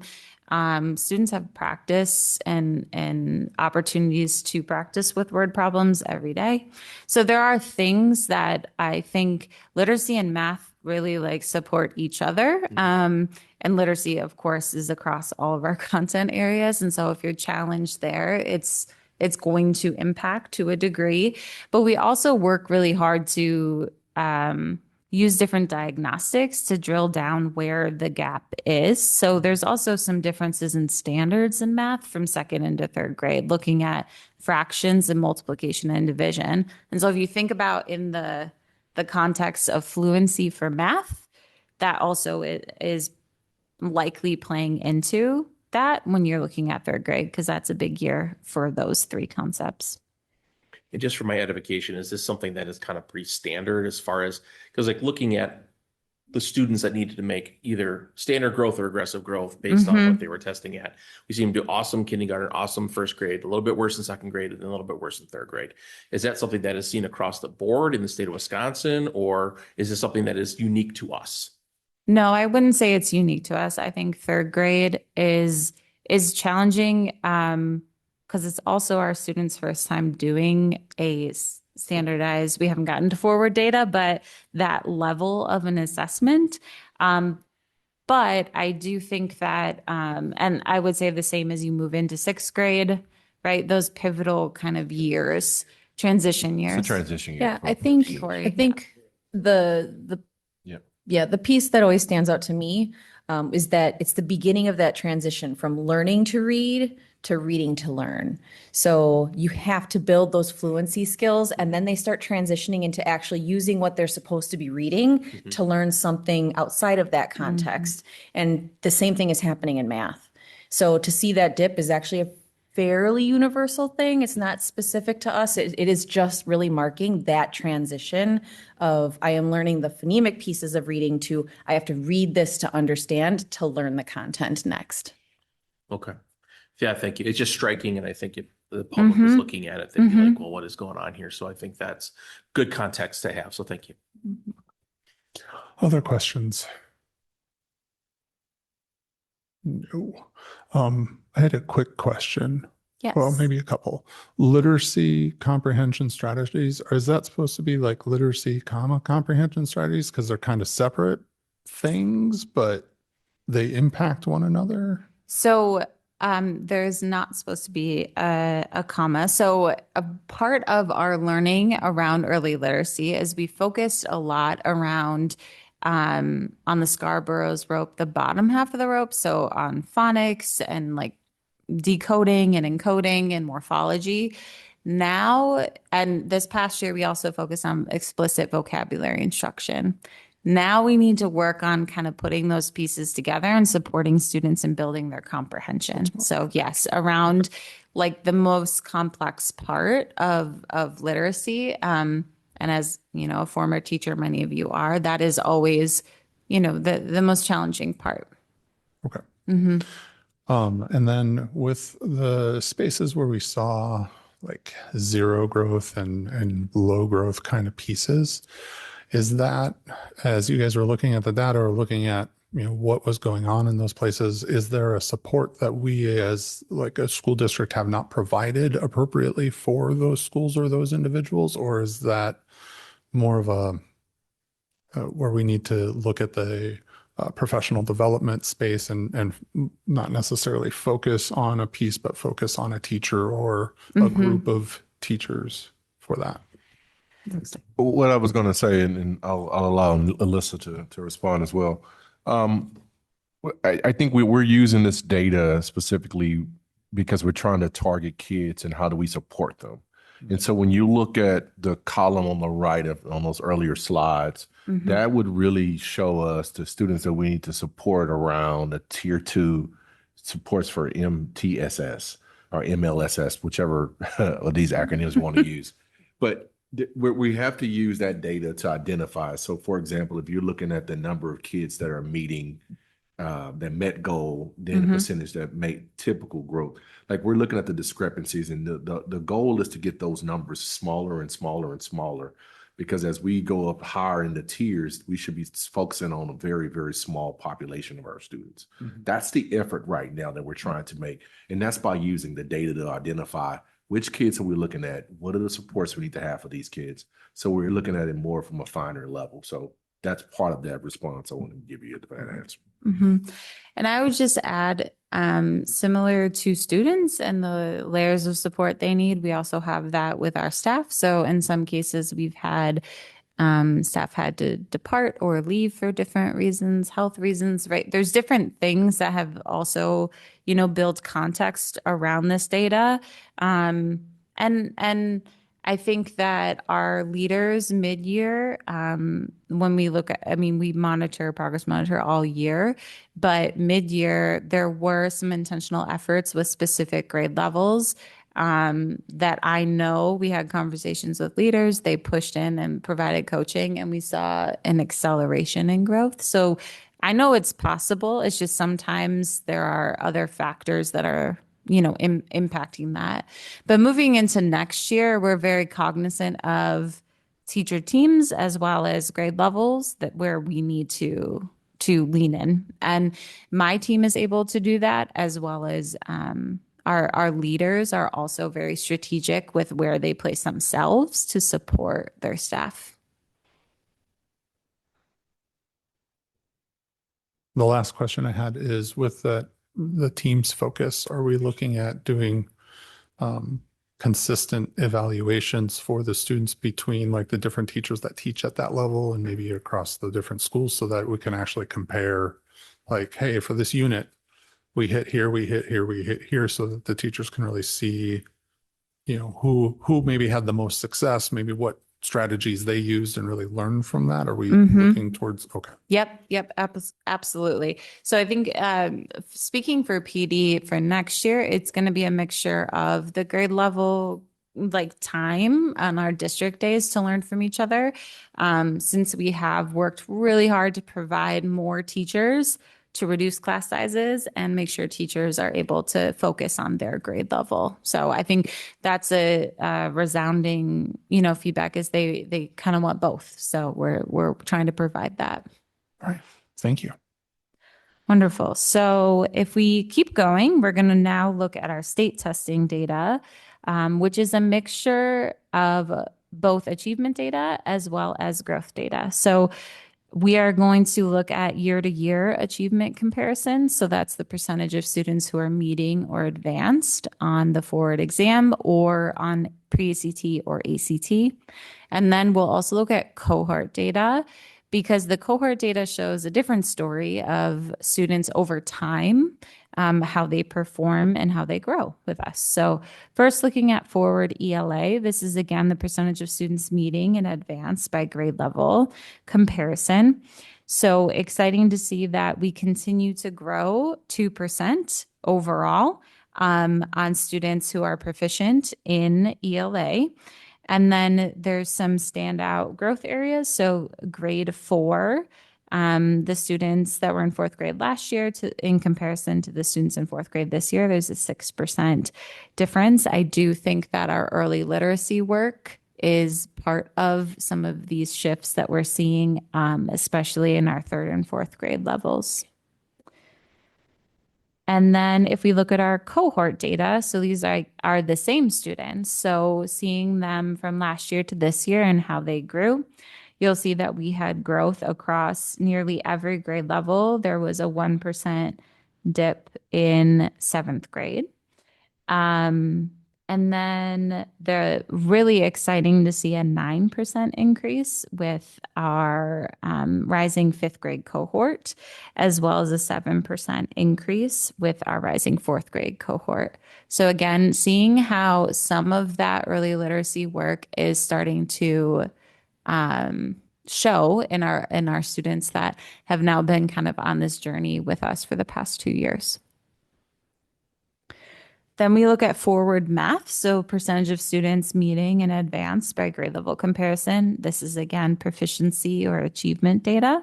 So you see all of our grade levels from 3rd through 8th grade. Again, we saw, or similar to literacy, we saw a 2% increase overall as a system in our math data.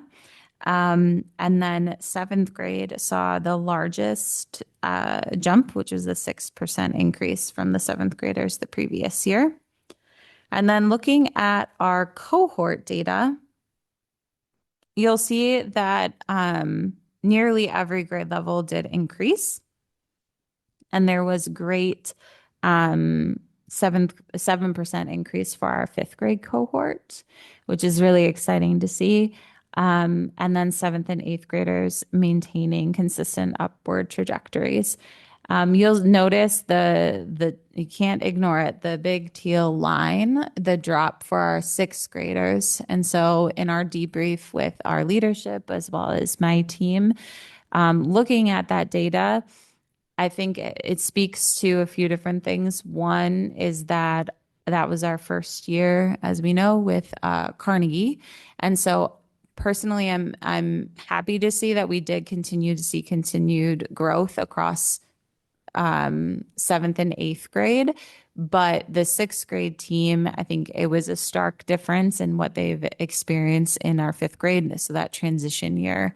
And so moving forward, that 31% is going to be kind of our new baseline, if you will, for 6th grade for math.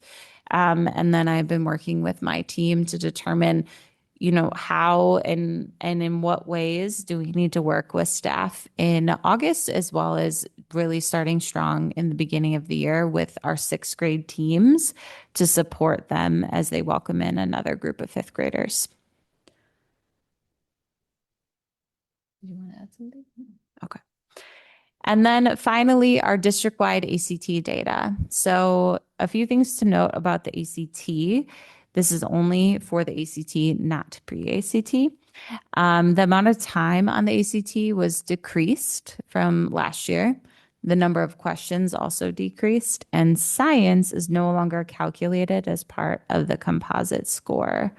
You may be wondering, like, how much does, how does science impact it? Our science composite scores tend to be high. So that does just like something to keep in mind when you are looking at this data. And this is the 11th grade students take the ACT, which is a different set of students. So this is, again, looking at not cohort data, but this is the students in 11th grade over the past 3 years. So you'll notice I would be remiss not to shout out Team Daki. They grew over a point. 1.4 points to be exact between last year and this year in their composite, which is really exciting to see. They've been doing a lot of focused work around their instruction. Our West Dallas Central also increased by 0.5 point. And then DLVA also increased by 0.6 points. Hale did decrease by 1 point overall. Our district was just under where we performed last year at 17.2. But I thought this 3-year data was helpful to look at because we are seeing growth consistently. And Hale did jump up quite a bit again last year. And so we're hoping they're very aware of where they need to focus for this next school year. And then again, looking at our cohort data. So we're seeing a strong growth trend again with our cohorts. The black dot on the bottom right shows our 9th graders who took the pre-ACT. Then the blue line shows our 10th graders and their growth from last year to this year. And then the orange line shows our 11th graders. So again, while from a proficiency perspective, obviously I was hoping that we would be more overall as a district, but if you look at our 11th grade cohort of students and the amount of growth from last year to this year, that's pretty phenomenal too. So we got to hold kind of all of the data points in perspective. And then if we look at pre-ACT, secure, and ACT for math, and this is again cohort data, we're seeing increases here as well. I'm excited that we're seeing on the math side a higher starting point at 15.6 with our 9th graders. And then again, seeing that increase for our 10th graders from 15.7 to 16.4, and then 11th graders over time, a consistent 0.6 to 0.5 growth each year. And so I just have a few more slides, and then I'll turn it back over to President Burns. So coming back to our school board goals, once again, I did want to provide an update towards these goals. So these are 5-year goals that we set. So the first is around ELA 3rd grade literacy. So we did increase from 33 to 35%. So 2% increase in goal 1. The same is true for goal 2 around math at the 8th grade level, has increased from 32 to 34%. So a 2% increase there. And then goal 3, students graduating having increased post-secondary opportunities. This data is currently being finalized, and I will be able to provide an update, likely through a board update this summer. But that is, the early data is very promising. I'll say that, very exciting. And then goal 4 around special education aggressive growth did increase from 1%. And we're working like side by side with our inclusionary practices team to continue to focus there.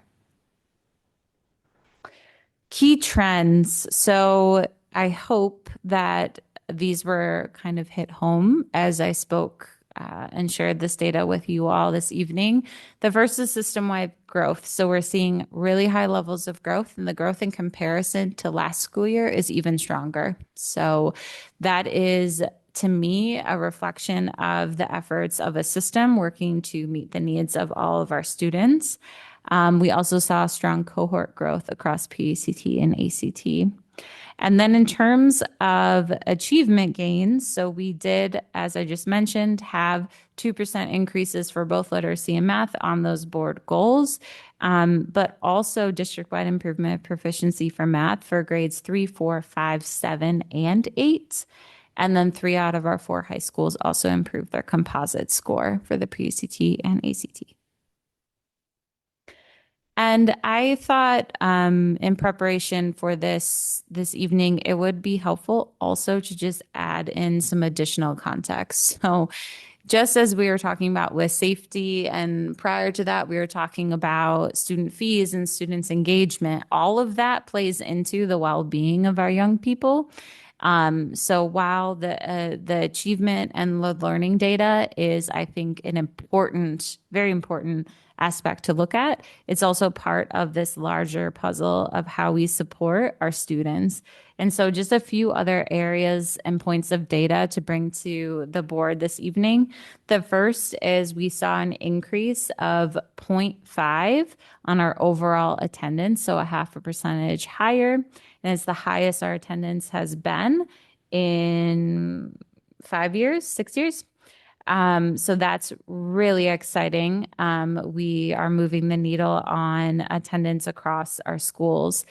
And then gifted and talented, I've shared this previously in board updates, but added identification protocols for fine arts and music, expanded programming. I named a few of the ways that we've done that, and also held our first student leadership conference this year. Youth apprenticeships, we've gone from 1 to, 12 this year, and we already have 8 set for next year. And so the exciting part about the youth apprenticeship opportunities is it's not just a number of students, it's truly also the partnerships that we're developing within our community, and then how that can then be extended to future students that are part of our high schools. So that's also a huge celebration from this past year.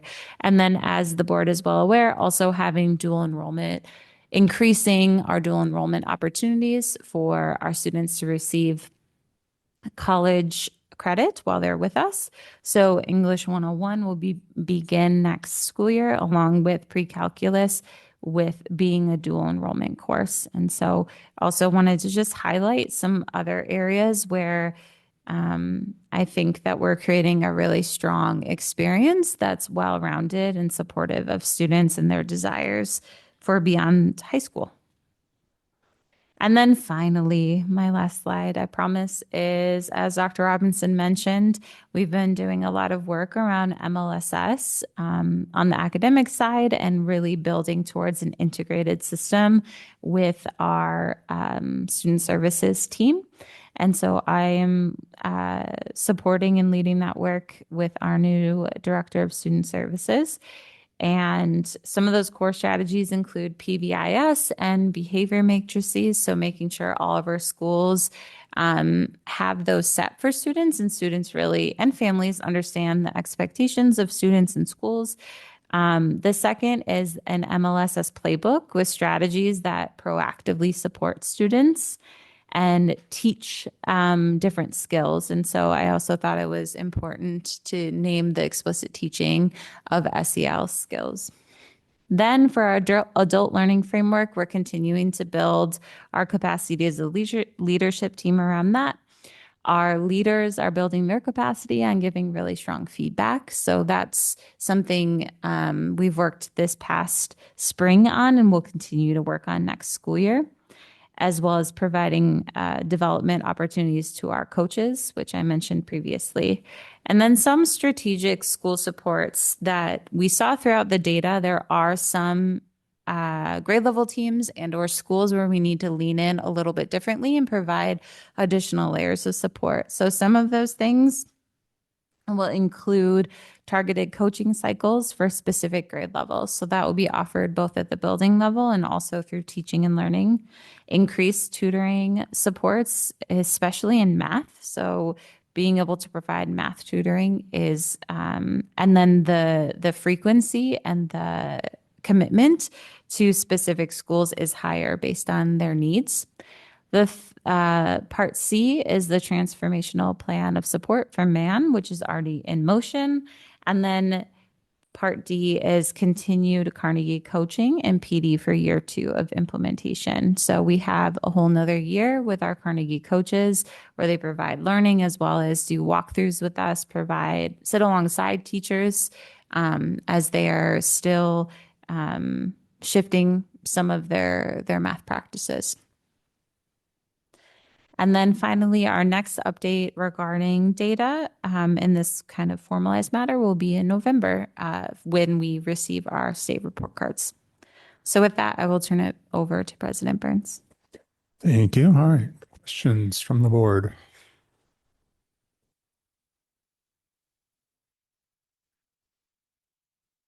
You sure? Everyone else is a little sleepy here. Okay. Sorry. I was debating if I wanted to ask. So about with looking at the ACT stuff, data, I mean, I guess I just Google it. So the average is 19.4. So I guess, I mean, I was just thinking about me trying to get into college. So I'm wondering if are we targeting the students that probably need that prep? Because I mean, you have to be in the mid-20s to get into a decent institution or college. So I'm just curious as to if we're having interventions in there, because I know some of the kids aren't going to go on to college, so they might not necessarily care as much, but I'm just curious about that. So from an ACT prep standpoint, there's a few different approaches we're taking. One is this summer by providing that through summer school for any student that wants it. So I'll say that again, you're still able to sign up. So if anyone's listening or as you talk to families, that is the last 2 weeks of summer school. So July 20th and 27th. Students can still enroll in that. That is an option, especially for students that are really like motivated and know that that's the path that they want to take. But then for all of our students, we have continuous, like throughout the year, ongoing support around ACT preparation. I was thinking of one more thing. And then we also do offer tiered support within the high school. So during the high school day, there's a what I need time similar to our elementaries. And so previously it's called advisory, but for consistency, we're calling it what I need. And so that is an opportunity where students will get additional math or literacy support. And that's more at like a targeted or tier 2 level. And then there are some students that will get that and will have a intervention course per our course catalog. So there are different kind of depths of supports available for students.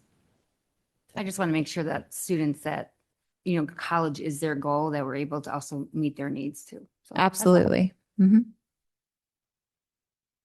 you. Any other questions from the board? All right, now I have 2 questions. Okay. My first question is, when we're seeing this data, do we have the ability to parse those ACT scores from the students that are expecting to go to college versus the kids that are like, that's not my plan, to see whether or not we are meeting that need for the kids that are intending to be college bound?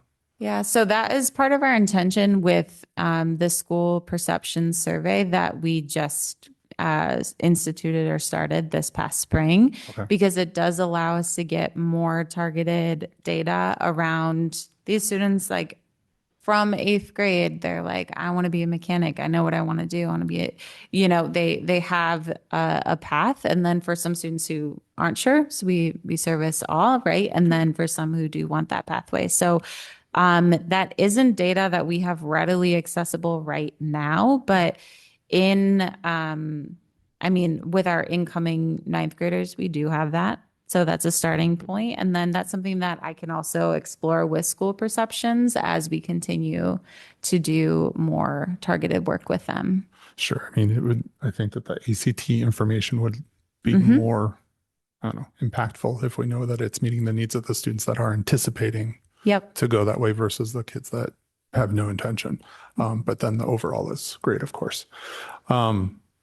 The other question that I had was, I feel like last year we had a drop at sixth grade too for our mathematics. Are we doing anything with pushing down a little bit of that instructional practice of what they're going to see in sixth grade into fifth grade so it's not a shock for them? Or are we doing anything with doing like a booster course for summer school of like, hey, join Carnegie's? What, like, are we doing Yeah. and endorsing something? Great question. So with summer school, we made some adjustments for this year. So, and we have so many students in summer school. Today was the first day. So I feel like we were running around making sure everyone had the right schedules and whatnot. But yes, we have both for reading and math. We have boosters, and then also games. So students who maybe don't need the booster, but just like want to keep practicing throughout the summer. And then we have previews for students that are going into sixth and going into high school. So algebra bridge is, I believe, what they're calling it.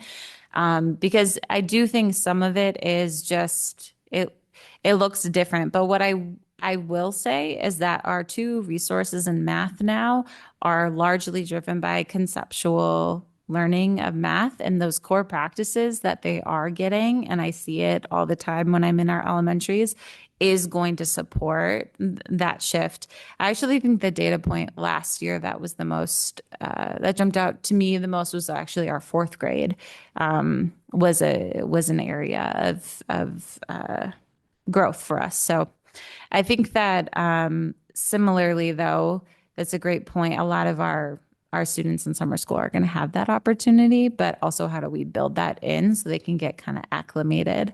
And so for me, from a district perspective, I'm thinking about my team and how do we lean in at that sixth grade level to start the year? And that's where we need to be. Sure. And I mean, I wouldn't even limit it to sixth grade, maybe even the third grade as we establish that that's a transition year as well. Yep. So the kids going in there, something that helps them elevate and come in a little bit better.